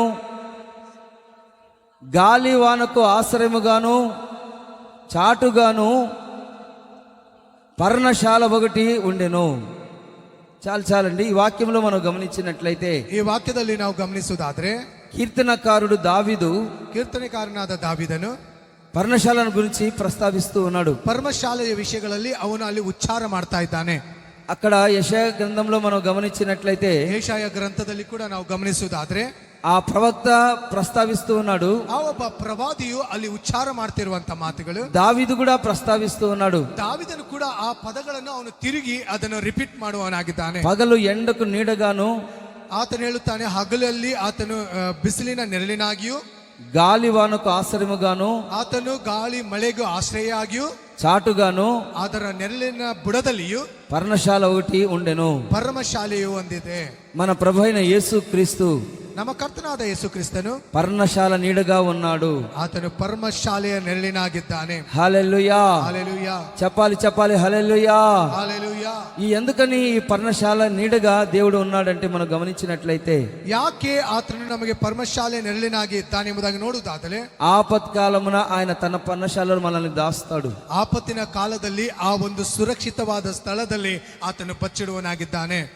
తన గుడారము చాటున ఆయన మనల్ని దాస్తాడు. ಆತನ ಗುಡಾರದ ಬುಡದಲ್ಲಿ ನಮ್ಮನ್ನು ಬಚ್ಚಿಡುವನಾಗಿದ್ದಾನೆ. ఆశ్రయ దుర్గం మీద ఆయన మనల్ని ఎక్కిస్తాడు. ಆಶ್ರಯ ದುರ್ಗದ ಮೇಲೆ ಆತ ನಮ್ಮನ್ನು ಹತ್ತಿಸುವವನಾಗಿದ್ದಾನೆ. హల్లెలూయా. హల్లెలూయా. చెప్పాలి హల్లెలూయా. హల్లెలూయా. ఆయన మనకు పర్ణశాల నీడ. ಆತನು ನಮಗೆ ಪರಮಶಾಲೆಯ ನೆರಳಾಗಿದ್ದಾನೆ. పర్ణశాల అంటే అర్థం ఏంటంటే ಪರಮಶಾಲೆ ಎಂಬುದಾಗಿ ಅದರ ಅರ್ಥವೇನಾಗಿದೆ? ఒక గుడారం లాంటిది. ಅದು ಒಂದು ದೊಡ್ಡ ಗುಡಾರದಂತಾಗಿದೆ. ఈ ఆపత్ కాలంలో దేవుడు మనకి ఏం చేస్తాడంటే ಆಪತ್ತಿನ ಕಾಲದಲ್ಲಿ ಆತನ ಏನು ಮಾಡ್ಲಿಕ್ಕಿದ್ದಾನೆ? ఒక పర్ణశాల నీడగా ఒక నివాసంగా దేవుడు మనకుంటాడు. ಪರಮಶಾಲೆಯ ಗುಡಾರದ ಹಾಗೆ ಆತನು ನಮ್ಮ ಜೊತೆಯಲ್ಲಿ ಇರ್ಲಿಕ್ಕಿದ್ದಾನೆ. ఆశ్రయ దుర్గం మీద మనల్ని ఎక్కిస్తాడు. ಆಶ್ರಯ ದುರ್ಗವಾಗಿದ್ದು ಆತನು ನಮ್ಮನ್ನು ಮೇಲಕ್ಕೆ ಹತ್ತಿಸುವವನಾಗಿದ್ದಾನೆ. మనల్ని ఆయన ఉన్నతమైన స్థలములలో ఎక్కిస్తాడు. ఉన్నతವಾದ ಸ್ಥಳಗಳಲ್ಲಿ ಆತನು ನಮ್ಮನ್ನು ಮೇಲಕ್ಕೆ ಹತ್ತಿಸುವ ದೇವರಾಗಿದ್ದಾನೆ. మన దేవుడు ఏమై ఉన్నాడంటే ನಮ್ಮ ದೇವರು ಏನಾಗಿದ್ದಾನೆ? పర్ణశాల నీడగా ఉన్నాడు. ಪರಮಶಾಲೆಯ ನೆರಳಾಗಿದ್ದಾನೆ. హల్లెలూయా. హల్లెలూయా. హల్లెలూయా. హల్లెలూయా. క్రీస్తు కొరకు వ్యక్తులుగా మాత్రమే కాకుండా ಕ್ರಿಸ್ತನ ವ್ಯಕ್ತಿಗಳಾಗಿ ಮಾತ್ರವಲ್ಲದೆ మన కుటుంబం మీదకి మన కుటుంబాలలో ನಮ್ಮ ಕುಟುಂಬದಲ್ಲಿಯೂ బంధుమిత్రాలకు దేవుడు మనకు నీడగా ఉన్నాడు. ಬಂಧು ಮಿತ್ರಗಳಿಗೆ ಕೂಡ ಆತನು ನೆರಳಾಗಿದ್ದಾನೆ. బంధుమిత్రాదులకు స్నేహితులకు అందరికి దేవుడు మనకు నీడగా ఉన్నాడు. ಬಂಧು ಮಿತ್ರರು ಸ್ನೇಹಿತರು ಎಲ್ರಿಗೂ ಆತನು ನೆರಳಾಗಿದ್ದಾನೆ. చూడండి, ఈ గుడారం ఏం చేస్తుందంటే ಈ ಒಂದು ಗುಡಾರವು ಏನ್ ಮಾಡ್ತಾ ಇದೆ? మనం ఆ గుడారంలో నివసించడానికి అది సహాయం చేస్తుంది. ಆ ಗುಡಾರದಲ್ಲಿ ನಾವು ವಾಸಿಸಿದಾಗ ಅದು ನಮಗೆ ಸಹಾಯ ಮಾಡುವಂತದಾಗಿದೆ. అదే విధంగా ಅದೇ ರೀತಿಯಲ್ಲಿ మన ప్రభు అయిన యేసు క్రీస్తు ನಮ್ಮ ಕರ್ತನಾದ ಯೇಸು ಕ್ರಿಸ್ತನು మనకు పర్ణశాల నీడగా గుడారపు నీడగా ఉన్నాడు. ಆತನು ನಮಗೆ ಗುಡಾರದ ನೆರಳಿನ ಹಾಗೆ ಆತನಿದ್ದಾನೆ. హల్లెలూయా. ಹಲ್ಲೆಲೂಯಾ. ఎగ్జాంపుల్ గా మనం గమనించినట్లయితే ಒಂದು ಉದಾಹರಣೆಯಾಗಿ ನಾವು ಗಮನಿಸುವುದಾದ್ರೆ నోహావుకును అతని ఇంటి వారికి ನೋಹನಿಗೆ ಆತನ ಮನೆಯವರೆಲ್ಲರಿಗೂ ఈ నోహావు తన కుటుంబస్తులందరికీ ನೋಹನಿಗೂ ಅವರ ಕುಟುಂಬದವರೆಲ್ಲರಿಗೂ రక్షణ ఓడగా ఉన్నాడు. ಆತನು ರಕ್ಷಣೆಯ ಧೋನಿಯಾಗಿದ್ದಾನೆ. దేవుడు తానే మనందరి గుడారముగా ఉన్నాడు. ದೇವರು ತಾನೇ ನಮ್ಮೆಲ್ಲರಿಗೆ ಆತನು ಗುಡಾರವಾಗಿದ್ದಾನೆ. హల్లెలూయా. హల్లెలూయా. చెప్పాలి హల్లెలూయా. హల్లెలూయా. హల్లెలూయా. ఈ విధంగా దేవుడు మనకు ఒక పర్ణశాల నీడగా ఉన్నాడు. ಈ ರೀತಿಯಾಗಿ ಆತನೊಂದು ದೊಡ್ಡ ಗುಡಾರವಾಗಿ ನಮಗಿದ್ದಾನೆ. ఆ దినాన దైవజనుడు మోషే ಆ ದಿನದಲ್ಲಿ ದೇವ ಸೇವಕರಾದ ಮೋಶೆಯು దేవుని ద్వారా ఒక ఆజ్ఞ పొందుకున్నాడు. ದೇವರ ಮೂಲಕವಾಗಿ ಒಂದು ಆಜ್ಞೆಯನ್ನು ಹೊಂದಿಕೊಂಡಿದ್ದಾನೆ. ఈ ప్రత్యక్ష గుడారము నువ్వు నియమించాలి. ಈ ಪ್ರತ್ಯಕ್ಷ ಗುಡಾರವನ್ನು ನೀನು ನನಗಾಗಿ ನಿರ್ಮಾಣ ಮಾಡಬೇಕಾಗಿದೆ. గుడారం అంటే ಗುಡಾರವೆಂದ್ರೆ ఒక పర్ణశాలను నువ్వు నియమించాలి. ಗುಡಾರವೆಂಬುದಾಗಿ ಹೇಳುವುದಾದ್ರೆ ಪರ್ಣಶಾಲೆಯನ್ನು ನಿರ್ಮಾಣ ಮಾಡಬೇಕಾಗಿದೆ. ఎందుకని నియమించాలి? ಯಾಕೆ ಈ ಗುಡಾರವನ್ನು ನಾವು ನಿರ್ಮಿಸಬೇಕು? ఎందుకని ఈ ప్రత్యక్షపు గుడారాన్ని ఏర్పాటు చేయాలి? ಯಾಕೆ ಈ ಪ್ರತ್ಯಕ್ಷ ಗುಡಾರವನ್ನು ನಾವು ನಿರ್ಮಾಣ ಮಾಡಬೇಕಾಗಿದೆ? ఎందుకంటే ಯಾಕಂದ್ರೆ అనేక మంది ಅನೇಕರು పాపం వలన విసుగు చెంది ఉన్నారు. ಪಾಪದ ಮೂಲಕವಾಗಿ ಸೋಲುವಿಕೆಗೆ ಒಳಪಟ್ಟಿದ್ದಾರೆ. దోషం వలన శాపము వలన కృంగిపోయి ఉన్నారు. ಅವರಲ್ಲಿರುವ ದೋಷದ ನಿಮಿತ್ತವಾಗಿ ಅಥವಾ ಶಾಪದ ಮೂಲಕವಾಗಿ ಸೋಲುವಿಕೆಗೆ ಒಳಪಟ್ಟಿದ್ದಾರೆ. ఈ నీడలోనికి వచ్చిన ప్రతి ఒక్కరూ ಈ ಒಂದು ನೆರಳಿನಲ್ಲಿ ಬಂದಂತ ಪ್ರತಿಯೊಬ್ಬರು పాప క్షమాపణ నిమిత్తము ಪಾಪ ಕ್ಷಮಾಪದ ನಿಮಿತ್ತವಾಗಿ బలులు అర్పిస్తారు. ಅವರು ನನಗಾಗಿ ಬಲಿಗಳನ್ನು ಅರ್ಪಿಸುವವರಾಗಿದ್ದಾರೆ. అది పాప క్షమాపణ కొరకైన రక్తం. ಅದು ಪಾಪದ ಕ್ಷಮಾಪಣೆ ನಿಮಿತ್ತವಾಗಿ ಅವರು ಅರ್ಪಿಸುವ ರಕ್ತವಾಗಿದೆ. పరిశుద్ధ దేవుని కలుసుకునే ఒక స్థలం అది. ಅದು ಪರಿಶುದ್ಧ ದೇವರನ್ನು ಭೇಟಿ ಮಾಡುವಂತ ಸ್ಥಳವಾಗಿದೆ. ಅದು హల్లెలూయా. ಹಲ್ಲೆಲೂಯಾ. చెప్పాలి హల్లెలూయా. ఈ ప్రత్యక్షపు గుడారాన్ని ఎందుకు చేయాలంటే ಪ್ರತ್ಯಕ್ಷ ಗುಡಾರವನ್ನು ಯಾಕೆ ಸಿದ್ಧ ಮಾಡಬೇಕು? అనేక మంది దుఃఖంతో వస్తారు, ಅನೇಕರು ದುಃಖದಿಂದ ಇಲ್ಲಿ ಬರುವವರಾಗಿದ್ದಾರೆ, వ్యసనాలతో వస్తారు, ಅವರಲ್ಲಿರುವಂತ ವ್ಯಸನೆಗಳಿಂದ ಅವರು ಇಲ್ಲಿ ಬರುವವರಾಗಿದ್ದಾರೆ, బాధతో వస్తారు, ಅವರು ದುಃಖದಿಂದ ಇಲ್ಲಿ ಬರುವವರಾಗಿದ್ದಾರೆ. కాబట్టి ಆದ ಕಾರಣ వాళ్ళ పాపాలన్నిటి నేను కడిగి వేస్తాను. ಅವರ ಪಾಪಗಳೆಲ್ಲ ನಾನು ತೊಳೆದು ಬಿಡ್ಲಿಕ್ಕಿದ್ದೇನೆ. అందుకనే ಆದ ಕಾರಣ ఈ ప్రత్యక్షపు గుడారాన్ని చేయమని దైవజనుడు మోషేతో ప్రభు చెప్తూ ఉన్నాడు. ಈ ಪ್ರತ್ಯಕ್ಷ ಗುಡಾರವನ್ನು ಮಾಡ್ರಿ, ಸಿದ್ಧ ಮಾಡ್ರಿ ಎಂಬುದಾಗಿ ದೈವ ಸೇವಕರಾದ ಮೋಶೆಯೊಟ್ಟಿಗೆ ಮಾತನಾಡ್ತಾ ಇದ್ದಾನೆ. ఆయన క్షమించడానికి సిద్ధమైన మనస్సు కలిగిన వాడు. ಆತನು ಕ್ಷಮಾಪಣೆ ಕೊಡುವುದಕ್ಕಾಗಿ ಸಿದ್ಧವುಳ್ಳ ಮನಸ್ಸುಳ್ಳ ದೇವರಾತನು. నీ పాప క్షమాపణ అంతటిని ఆయన క్షమించి ఆయన సంతోషంగా నిన్ను ఆయన సన్నిధిలో విశ్రమించాలని ఈ విధంగా ఏర్పాటు చేసి ఉన్నాడు. ನಿನ್ನ ಪಾಪಗಳನ್ನೆಲ್ಲ ಬಿಡಿಸುವುದಕ್ಕಾಗಿ ಆತನ ಸನ್ನಿಧಾನದಲ್ಲಿ ಈ ರೀತಿಯಾಗಿ ಆತನು ಸಿದ್ಧ ಮಾಡಿಟ್ಟಿದ್ದಾನೆ. ఇది ఒక కేంద్రం అన్నమాట. ಇದು ಒಂದು ಕೇಂದ್ರವಾಗಿದೆ. ఇది దేవుని ఆరాధించే ఒక సంఘం. ಇದು ದೇವರನ್ನು ಆರಾಧಿಸುವ ಒಂದು ಸಭೆಯಾಗಿದೆ. ఇది ఒక పర్ణశాల. ಇದು ಒಂದು ಪರ್ಣಶಾಲೆಯಾಗಿದೆ. ఇది ఆనంద కేంద్రం. ಇದು ಆನಂದವನ್ನು ಉಂಟು ಮಾಡುವ ಕೇಂದ್ರವಾಗಿದೆ. ఇది పరలోకపు గవిని. ಇದು ಪರಲೋಕದ ಒಂದು ಗವಿಯಾಗಿದೆ. హల్లెలూయా. హల్లెలూయా. పాత నిబంధనలో మనం గమనించినట్లయితే ಹಳೆ ಒಡಂಬಡಿಕೆಯಲ್ಲಿ ನಾವು ಗಮನಿಸುವುದಾದ್ರೆ ఆ ప్రత్యక్షపు గుడారాన్ని చేశారు, ಪ್ರತ್ಯಕ್ಷ ಗುಡಾರವನ್ನು ಸಿದ್ಧ ಮಾಡಿದರು. అయితే కృత నిబంధనలో మనం గమనించినట్లయితే ಹೊಸ ಒಡಂಬಡಿಕೆಯಲ್ಲಿ ನಾವು ಗಮನಿಸುವುದಾದ್ರೆ క్రీస్తే మనకు నీడగా ఉన్నాడు. ಕರ್ತನಾದ ಯೇಸು ಕ್ರಿಸ್ತನೇ ನಮಗೆ ನೆರಳಾಗಿದ್ದಾನೆ. సంఘమే ఆయన సన్నిధిలో సంఘమంతా కలిసి ఆయనను ఆరాధించినప్పుడు ಸಭೆಯೆಲ್ಲ ಸೇರಿ ಕರ್ತನನ್ನು ಆರಾಧನೆ ಮಾಡಿದಾಗ ఆయన నీకు పర్ణశాల నీడగా ఉంటాడు. ಆತನು ನಿನಗೆ ಪರ್ಣಶಾಲೆ ನೆರಳಾಗಿರ್ಲಿಕ್ಕಿದ್ದಾನೆ. ఇది దేవుని యొక్క సంకల్పం. ಇದು ದೇವರ ಸಂಕಲ್ಪವಾಗಿದೆ. ఇది ప్రణాళిక. ಇದು ದೇವರ ಚಿತ್ತವಾಗಿದೆ. ఇది ప్రపంచం అంతటికి ఒక కేంద్రం లాంటిది. ಇದು ಪ್ರಪಂಚದ ಎಲ್ಲಾ ಜನರಿಗೆ ಇದೊಂದು ಕೇಂದ್ರವಾಗಿದೆ. హల్లెలూయా. హల్లెలూయా. చెప్పాలి హల్లెలూయా. రాబోచున్న యొక్క దినాలలో ಬರುವಂತ ದಿನಮಾನಗಳಲ್ಲಿ ప్రతి ఒక్కరూ దీనిలోకి రావాల్సిందే. ಎಲ್ಲಾ ಜನಾಂಗದವರು ಇಲ್ಲಿ ಸೇರಿ ಬರಬೇಕಾಗಿದೆ. అందరూ మోకరించాల్సిందే. ಎಲ್ಲರೂ ಕರ್ತನ ಸನ್ನಿಧಾನದಲ್ಲಿ ಮೊಣಕಾಲು ಉರುಳಲೇಬೇಕಾಗಿದೆ. ఇది ప్రపంచం అంతటికి ಇದು ಎಲ್ಲಾ ಜನಾಂಗದವರಿಗೆ సంఘము ಇದು ಒಂದು ಸಭೆಯು ఒక పర్ణశాల నీడ లాంటిది. ಪರ್ಣಶಾಲೆ ನೆರಳಾಗಿರುವಂತದಾಗಿದೆ. దేవుని ద్వారా, ಕರ್ತನ ಮೂಲಕವಾಗಿ, దేవుని బిడ్డల ద్వారా, ದೇವರ ಮಕ್ಕಳ ಮೂಲಕವಾಗಿ ఈ లోకానికి మనము వెలుగై ఉండాలి. ನಾವು ಲೋಕಕ್ಕೆ ಬೆಳಕಾಗಿರಬೇಕಾಗಿದೆ. ఒక ఆశ్రయముగా ఉండాలి. ಒಂದು ಆಶ್ರಯವಾಗಿರಬೇಕಾಗಿದೆ. ఒక నివాస స్థలముగా మనం ఉండాలి. ಒಂದು ನಿವಾಸ ಸ್ಥಳವಾಗಿ ನಾವಿರಬೇಕಾಗಿದೆ. హల్లెలూయా. హల్లెలూయా. అందుకనే దేవుడు నిన్ను ఏర్పాటు చేసుకొని ఉన్నాడు. ಅದಕ್ಕಾಗಿಯೇ ಕರ್ತನು ನಿನ್ನನ್ನು ಸಿದ್ಧ ಮಾಡಿಟ್ಟಿದ್ದಾನೆ. ఈ సంఘం అంటే మామూలు విషయం కాదు. ಏನೋ ಸಭೆ ಅಂದ್ರೆ ಏನೋ ಒಂದು ಕೇವಲ ಮಾತಾಗಿ ಇರುವಂತದಲ್ಲ. ఇది దేవుని సంఘం. ಇದು ದೇವರು ವಾಸ ಮಾಡುವ ಸಭೆಯಾಗಿದೆ. దేవుని ఇల్లది. ಇದು ದೇವರ ಮನೆಯಾಗಿದೆ. ಇದು దేవుని యొక్క సంఘానికి వచ్చేటప్పుడు ಕರ್ತನ ಸಭೆಗೆ ಬರುವಾಗ ఏ విధంగా ప్రవర్తించాలో మనం నేర్చుకోవాలి. ನಾವು ಯಾವ ರೀತಿಯಾಗಿ ನಮ್ಮ ಕ್ರಿಯೆಗಳಿರಬೇಕೆಂಬುದನ್ನು ನಾವು ತಿಳಿದುಕೊಳ್ಳಬೇಕಾಗಿದೆ. ఈ ప్రపంచానికి ఇది ఒక కేంద్రంగా దేవుడు ఏర్పాటు చేసి ఉన్నాడు. ಪ್ರಪಂಚದ ಎಲ್ಲಾ ಜನಾಂಗದವರಿಗೆ ಇದೊಂದು ಕೇಂದ್ರವಾಗಿರುತ್ತದೆ. ఆ దిన పాత నిబంధన గ్రంథంలో ప్రత్యక్షపు గుడారాన్ని ఏర్పాటు చేశాడు. ಹಳೆ ಒಡಂಬಡಿಕೆಯಲ್ಲಿ ಪ್ರತ್ಯಕ್ಷ ಗುಡಾರವನ್ನು ದೇವರು ಸಿದ್ಧ ಮಾಡಿದನು. ఈ దిన కొత్త నిబంధనలో ಹಳೆ ಒಂದು ಒಡಂಬಡಿಕೆಯಲ್ಲಿ ఈ సంఘాన్ని దేవుడు ఒక పర్ణశాలగా చేసి ఉన్నాడు. ಸಭೆಯನ್ನು ಪರ್ಮಶಾಲೆಯಾಗಿ ದೇವರು ಸಿದ್ಧ ಮಾಡಿಟ್ಟಿದ್ದಾನೆ. ఆయనే మనకు నీడగా ఉండాలి. ಆತನು ನಮಗೆ ನೆರಳಾಗಿರಬೇಕು. ఆయన సన్నిధిలో మనం ఉండాలి. ಆತನ ಸನ್ನಿಧಾನದಲ್ಲಿ ನಾವು ವಾಸಿಸುವವರಾಗಿರಬೇಕು. ఆయన సన్నిధిలో ఉన్న యొక్క సంపూర్ణమైన ఆశీర్వాదాలన్నీ ఈ పర్ణశాలలో మనం పొందుకుంటూ ఉండాలి. ಆತನ ನೆರಳಿನಲ್ಲಿ ಇರುವಂತ ಪರ್ಮಶಾಲದಲ್ಲಿ ಆಶೀರ್ವಾದಗಳು ಹೊಂದಿಕೊಳ್ತಾ ಇರಬೇಕಾಗಿದೆ. ఇది మమ్రే స్థలం, ಇದು ಮಮ್ರೇನ್ ಎಂಬ ಸ್ಥಳವಾಗಿದೆ. ఇది సమృద్ధి కలిగిన యొక్క స్థలం, ಇದು ಸಮೃದ್ಧಿಯಾಗಿರುವಂತ ಸ್ಥಳವಾಗಿದೆ. ಇದು దీంట్లో మనం ఒక్కొక్కటిగా ఆశీర్వదించబడుతూ ఉండాలి. ಈ ಒಂದು ಸ್ಥಳಗಳಲ್ಲಿ ಒಂದಾಗಿ ಆಶೀರ್ವಾದದಿಂದ ತುಂಬುವಂತದಾಗಿರಬೇಕಿದೆ. హల్లెలూయా, హల్లెలూయా చెప్పాలి. హల్లెలూయా, హల్లెలూయా చెప్పాలి. హల్లెలూయా, హల్లెలూయా. ఈ దినాన చాలా మంది మందిరానికి వస్తున్నారు గాని ಬಹಳ ಜನರು ಆಲಯಕ್ಕೆ ಸೇರಿ ಬರ್ತಾ ಇದ್ದೀರಿ. ఆయన సన్నిధిలో యొక్క ఆశ్రయాన్ని పొందకుండానే, తృప్తిగా లేకుండానే, సంతోషంగా లేకుండానే చాలా మంది వెళ్తూ ఉన్నారు. ಬಹಳಷ್ಟು ಜನರು ಆತನ ಸನ್ನಿಧಾನದಲ್ಲಿರುವಂತ ಆಶೀರ್ವಾದವನ್ನು ಹೊಂದದೆ, ತೃಪ್ತಿಯಾದ ಆಶೀರ್ವಾದವನ್ನು ಹೊಂದದೆ ಅದೇ ರೀತಿಯಾಗಿ ತಿರುಗಿ ಹೋಗ್ತಾ ಇದ್ದಾರೆ. దేవుని మందిరానికి వచ్చేటప్పుడు ಕರ್ತನ ಆಲಯಕ್ಕೆ ಬರ್ತಾ ಇರುವಾಗ, ప్రభువా ಕರ್ತನೇ నీవే నాకు పర్ణశాలగా ఉండాలి, ನೀನೇ ನನಗೆ ಪರಮಶಾಲಿಯಾಗಿರಬೇಕಪ್ಪ, నీవే నాకు కృపగా ఉండాలి, ನೀನು ನನಗೆ ಕೃಪೆಯನ್ನು ತೋರಿಸಬೇಕು ತಂದೆ, ఒక బండ వలె నువ్వు ఉండాలి, ನೀನು ನನಗೆ ಬಂಡೆಯಾಗಿರಬೇಕು ಕರ್ತನೆ అని ప్రార్థన చేసుకుని రావాలి. ಎಂಬುದಾಗಿ ನೀನು ಮನೆಯಲ್ಲಿಯೇ ಪ್ರಾರ್ಥನೆ ಮಾಡ್ತಾ ಬರಬೇಕಾಗಿದೆ. అప్పుడే నీ ప్రాణ ఆత్మ శరీరములను ఆయన నెమ్మది సమాధానాన్ని అనుగ్రహిస్తాడు. ಅವಾಗ ಮಾತ್ರ ಪ್ರಾಣಾತ್ಮ ಶರೀರಗಳಿಗೆ ಆತನು ಸಮಾಧಾನವನ್ನು ಕೊಡುವ ಆತನು. లేకపోతే ప్రయోజనం ఉండదు. ಇಲ್ಲಂದ್ರೆ ಯಾವ ಪ್ರಯೋಜನ ನಿನಗಿಲ್ಲ.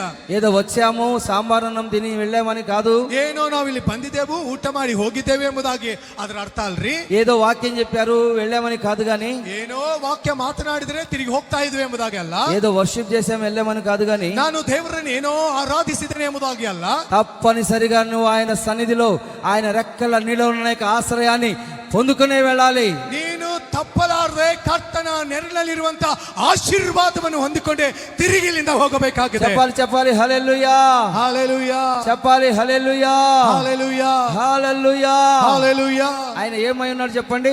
ಆತನು ಏನಾಗಿದ್ದಾನೆ ಎಂಬುದಾಗಿ ಹೇಳ್ರಿ. మొట్టమొదటిగా చెప్పండి, ಮೊದಲನೇದಾಗಿ ನಾವು ಹೇಳೋಣ, దేవుడు ఏమై ఉన్నాడు? ಕರ್ತನ ಏನಾಗಿದ್ದಾನೆ? గొప్ప బండ నీడవలే ఉన్నాడు. రెండవదిగా ದೊಡ್ಡ ಬಂಡೆಯ ನೆರಳಾಗಿದ್ದಾನೆ. వాళ్ళు చెప్తారు. చెప్పండి, అందరు కలిసి చెప్పండి. నెంబర్ 1 చెప్పండి. ಮೊದಲನೇದಾಗಿ గొప్ప బండవలే ఉన్నాడు. రెండవదిగా ఆయన కృప నీకు నీడగా ఉండాలి. మూడవదిగా పర్ణశాల నీడగా ఉండాలి. హల్లెలూయా, హల్లెలూయా, చెప్పాలి. హల్లెలూయా, హల్లెలూయా. ఇది దేవుని సంకల్పము, ಇದು ದೇವರ ಒಂದು ఇది ಸಂಕಲ್ಪವಾಗಿದೆ, ప్రణాళిక. ಇದು ಕರ್ತನ ಚಿತ್ತವಾಗಿದೆ. కాబట్టి ఈ దినాన మనం తెలుసుకోవాలి. ಈ ದಿನದಲ್ಲಿ ನಾವು ಇದನ್ನು ಅರ್ಥ ఇంకా ಮಾಡಿಕೊಳ್ಳಬೇಕಾಗಿದೆ. ఆయన ఏమై ఉన్నాడంటే, ಆತನು ಇನ್ನೂ ಏನಾಗಿದ್ದಾನೆ? దేవుని యొక్క వాక్యంలో మనం గమనించినట్లయితే, ದೇವರ ವಾಕ್ಯದಲ್ಲಿ ನಾವು ಗಮನಿಸ್ತಾ ಇರುವುದಾದ್ರೆ, యెషయా గ్రంథం ಏಷಾಯ ಗ್ರಂಥವು 49వ అధ్యాయము 49ನೇ ಅಧ್ಯಾಯ 2వ వచనాన్ని గమనించి చదువుకుందాం. 2ನೇ ವಚನ ಗಮನ ಕೊಟ್ಟು ಓದುವವರಾಗಿರೋಣ. హల్లెలూయా, హల్లెలూయా, చెప్పాలి. హల్లెలూయా. ఇక్కడికి వచ్చిన ప్రతి ఒక్కరు, ಇಲ್ಲಿ ಬಂದಂತ ಪ್ರತಿಯೊಬ್ಬರು, ఇక్కడికి వచ్చిన ప్రతి ఒక్కరు, ಇಲ್ಲಿ ಬಂದಂತ ಪ್ರತಿಯೊಬ್ಬರು, ఆయన హస్తం ఇక్కడ ఉంది, ಆತನ ಹಸ್ತ ಇಲ್ಲಿದೆ, ఆయన చేతి నీడలో మనం ఉండాలి ಆತನ ಕೈ ಕೆಳಗಡೆ ನಾವಿರಬೇಕಾಗಿದೆ అని దేవుని యొక్క సన్నిధిలో తీర్మానం చేసుకోవాలి ಎಂಬುದಾಗಿ ದೇವರ ಸನ್ನಿಧಾನದಲ್ಲಿ ತೀರ್ಮಾನ ಮಾಡಿಕೊಳ್ಳಬೇಕಾಗಿದೆ. హల్లెలూయా, హల్లెలూయా, చెప్పాలి. హల్లెలూయా. హల్లెలూయా. దేవుని మందిరానికి వచ్చేటప్పుడు ನಾವು ದೇವರ ಆಲಯಕ್ಕೆ ಬರುವಾಗ ఇక్కడ ఏమున్నది? ಇಲ್ಲಿ ಏನಿದೆ? దేవుని యొక్క హస్తం చాపబడి ఉన్నది. ದೇವರ ಹಸ್ತ ಇಲ್ಲಿ ಚಾಚಲ್ಪಟ್ಟಿದೆ. చెప్పాలి, అందరూ చెప్పాలి. చెప్పాలి అందరూ. హల్లెలూయా. ఏం చెప్పడం లేదు? హల్లెలూయా చెప్పండి. ఇక్కడ ఎవరున్నారు? ಇಲ್ಲಿ ಯಾರಿದ್ದಾರೆ? యేసుక్రీస్తు ఉన్నాడు. ಯೇಸು ಕ್ರಿಸ್ತನಿದ್ದಾನೆ. ఆయన అమ్మా వినాలి. 2 చేతులు చాపి ఏం చేస్తున్నాడంటే, 2 ಕೈಗಳನ್ನು ಚಾಚಿ ಆತನ ಏನ್ ಮಾಡ್ತಾ ಇದ್ದಾನೆ? నా చేతి నీడలోకి రావాలి. ನನ್ನ ಕೈಗಳಡೆ ನೀವು ಬರಬೇಕಾಗಿದೆ. దేవుని చేతి నీడ, ದೇವರ ಕೈನ ನೆರಳ, ఆయన చేతి నీడలో నువ్వు ఉండాలి. ಆತನ ಕೈಯಲ್ಲಿರುವಂತ ನೆರಳಿನಲ್ಲಿ ನೀನು ಇರಬೇಕಾಗಿದೆ. అది గమనించి దేవుని సన్నిధానానికి రావాలి. ಅದನ್ನು ಗಮನಿಸಿ ಆತನ ಸನ್ನಿಧಾನದಲ್ಲಿ ಬರಬೇಕಾಗಿದೆ. ఆయన చేతి నీడలో ఉండునట్లుగా మనం ఉండాలి. ಆತನ ಕೈಯಲ್ಲಿರುವಂತ ನೆರಳಿನಲ್ಲಿ ನಾನು ವಾಸಿಸಬೇಕೆಂಬುದಾಗಿ ನೀವು ಇರಬೇಕು. ఒక ఖడ్గముగా దేవుడు నిన్ను చేయాలని కోరుకుంటూ ఉన్నాడు. ನಿನ್ನನ್ನು ಒಬ್ಬ ಖಡ್ಗವಾಗಿ ಕರ್ತನು ಮಾಡ್ಲಿಕ್ಕಿದ್ದಾನೆ. ఆయన చేతిలో ఒక ఖడ్గముగా నిన్ను చేయాలని, అంబుల పొదిగా చేయాలని ఆయన కోరుకుంటూ ఉన్నాడు. ನೋಡ್ರಿ, ಆತನ ಕೈಯಲ್ಲಿರುವಂತ ಖಡ್ಗವಾಗಿ ನೀನಾಗಬೇಕೆಂಬುದಾಗಿ ಆತನು ನಿನ್ನನ್ನು ಬಯಸುತ್ತಾ ಇದ್ದಾನೆ. ఆయన చేతి నీడలో నువ్వు ఉన్నట్లయితే, ಆತನ ಕೈಯಲ್ಲಿರುವಂತ ನೆರಳಿನಲ್ಲಿ ನೀನಿರುವುದಾದ್ರೆ, ఆయన మనల్ని దాచిపెట్టుకొని ಆತನ ನಿನ್ನನ್ನು ಬಚ್ಚಿಟ್ಟು, తర్వాత ಅದಾದ ಮೇಲೆ ఒకానొక దినాన ಒಂದಾದ ಒಂದು ದಿನದಲ್ಲಿ ఆ ఖడ్గాన్ని తీసుకొని ಆ ಖಡ್ಗವನ್ನು ತೆಗೆದು ఆయన నిన్ను ఒక పాత్రగా వాడుకుంటాడు. ಆತನು ನಿನ್ನನ್ನು ಪಾತ್ರೆಯಾಗಿ ಆತನು ಉಪಯೋಗ ಮಾಡಿಕೊಳ್ಳುತ್ತಾನೆ. హల్లెలూయా, హల్లెలూయా చెప్పాలి. హల్లెలూయా, హల్లెలూయా, హల్లెలూయా. హల్లెలూయా. అందుకనే మనం ఎక్కడికి రావాలి? ಅದಕ್ಕಾಗಿ ನಾವೇನ್ ಮಾಡಬೇಕು? ఆయన చేతి నీడలోనే ఉండాలి. ಆತನ ಕೈಯಲ್ಲಿರುವ ನೆರಳಿನಲ್ಲಿ ನೀನು ಇರಬೇಕಾಗಿದೆ. ఆయన చేతిలో ఉన్నట్లయితే, ಆತನ ಕೈಯಲ್ಲಿ ನೀನು ಇರುವುದಾದ್ರೆ, చూడండి, ఒక వస్తువు ఆయన చేతిలో ఉన్నట్లయితే ಒಂದು ವಸ್ತುವು ಆತನ ಕೈಯಲ್ಲಿ ಇರುವುದಾದ್ರೆ దాన్ని ఉపయోగించుకుంటాడు. ಆ ವಸ್ತುವನ್ನು ಕರ್ತನು ಉಪಯೋಗ ಮಾಡಿಕೊಳ್ಳುತ್ತಾನೆ. ఆయన చేతిలో నువ్వు లేకపోతే, ನೀನು ಆತನ ಕೈಯಲ್ಲಿ ಇರದೆ ಹೋದ್ರೆ ఆయన నిన్ను ఏమీ చేయలేడు, ఆశీర్వదించలేడు. ಆತನು ನಿನ್ನನ್ನು ಏನು ಮಾಡ್ಲಿಕ್ಕಾಗಲ್ಲ ಮತ್ತು ನಿನ್ನನ್ನು ಆಶೀರ್ವದಿಸಲಿಕ್ಕೆ ಕೂಡ ಆಗಲ್ಲ. కాబట్టి ఈ దినాన ಈ ದಿನದಲ್ಲಿ ఆయన నీకు ఆయన చేతి నీడలో నువ్వు ఉండాలి. ಆತನ ಕೈಯಲ್ಲಿರುವ ನೆರಳಿನಲ್ಲಿ ನೀನು ವಾಸ ಮಾಡಬೇಕು. ఆయన ఏమై ఉన్నాడంటే, ಆತನು ಏನಾಗಿದ್ದಾನೆ? ఆయన చేతి నీడగా మనకు తోడుగా ఉన్నాడు. ಆತನ ಕೈಯಲ್ಲಿರುವ ನೆರಳನ್ನು ನಮಗಾಗಿದ್ದಾನೆ. Praise the lord, Praise the Lord. Hallelujah, Hallelujah. Hallelujah. Hallelujah. దేవుని యొక్క వాక్యం ఏం చెప్తుందంటే, ವಾಕ್ಯ ನಮ್ಮೊಟ್ಟಿಗೆ ಏನ್ ಮಾತನಾಡ್ತಾ ಇದೆ? ఒకానొక దినాన దేవునిని ఆశీర్వదించబోతూ ఉన్నాడు. ಒಂದಾನೊಂದು ದಿನದಲ್ಲಿ ದೇವರು ಸಂಪೂರ್ಣವಾದ ಆಶೀರ್ವಾದ ಕೊಡ್ಲಿಕ್ಕಿದ್ದಾನೆ. దేవునిని హెచ్చించబోతూ ఉన్నాడు. ನಿನ್ನನ್ನು ಉನ್ನತ ಸ್ಥಿತಿಗತಿಗಳಲ್ಲಿ ದೇವರು ಇಡ್ಲಿಕ್ಕಿದ್ದಾನೆ. అంతవరకు మనం ఏం చేయాలంటే, ಅಷ್ಟರವರೆಗೂ ನಾವೇನ್ ಮಾಡಬೇಕು? దీనత్వం కలిగి ನಾವು ಸರಳತೆಯಲ್ಲಿದ್ದು ఆయన చేతి నీడలో ఉండి, ಆತನ ಕೈಯಲ್ಲಿರುವ ನೆರಳಿನಲ್ಲಿ ನಾವಿದ್ದು ప్రతిరోజు ప్రతి వారం మనము ఆయన శనివారము బుధవారము మనం నేర్చుకుంటూనే ఉండాలి. ಶನಿವಾರವು ಬುಧವಾರ ಪ್ರತಿದಿನ ನಾವು ಕಲಿತುಕೊಳ್ಳುತ್ತಾ ಇರಬೇಕಾಗಿದೆ. హల్లెలూయా, హల్లెలూయా, చెప్పాలి. హల్లెలూయా. హల్లెలూయా. ఆ చేతి నీడలో మనం దాగి ఉన్నట్లయితే, ಆತನ ಕೈಯಲ್ಲಿರುವ ನೆರಳಿನಲ್ಲಿ ನಾವು ಬಚ್ಚಿಡಲ್ಪಡುವುದಾದ್ರೆ ఒకానొక దినాన ಒಂದು ದಿನದಲ್ಲಿ దేవుడు నిన్ను ఘనపరుస్తాడు.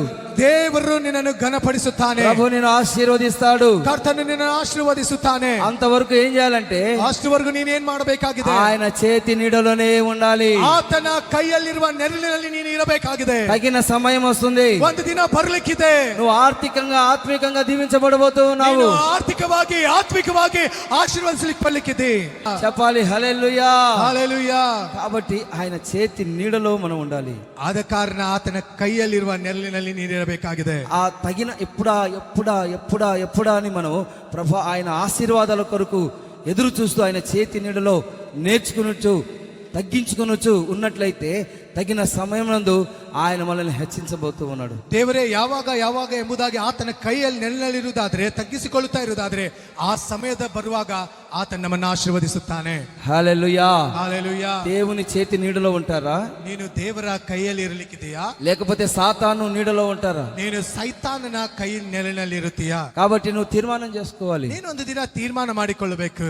ఏమని తీర్మానం చేసుకోవాలంటే, ಏನೆಂಬುದಾಗಿ ತೀರ್ಮಾನ ಮಾಡಿಕೊಳ್ಳಬೇಕು? ప్రభా నీ చేతిలోనే ఉంటాను, ಅಯ್ಯ, ನಾನು ನಿನ್ನ ಕೈಯಲ್ಲಿ ಇರುತ್ತೇನೆ.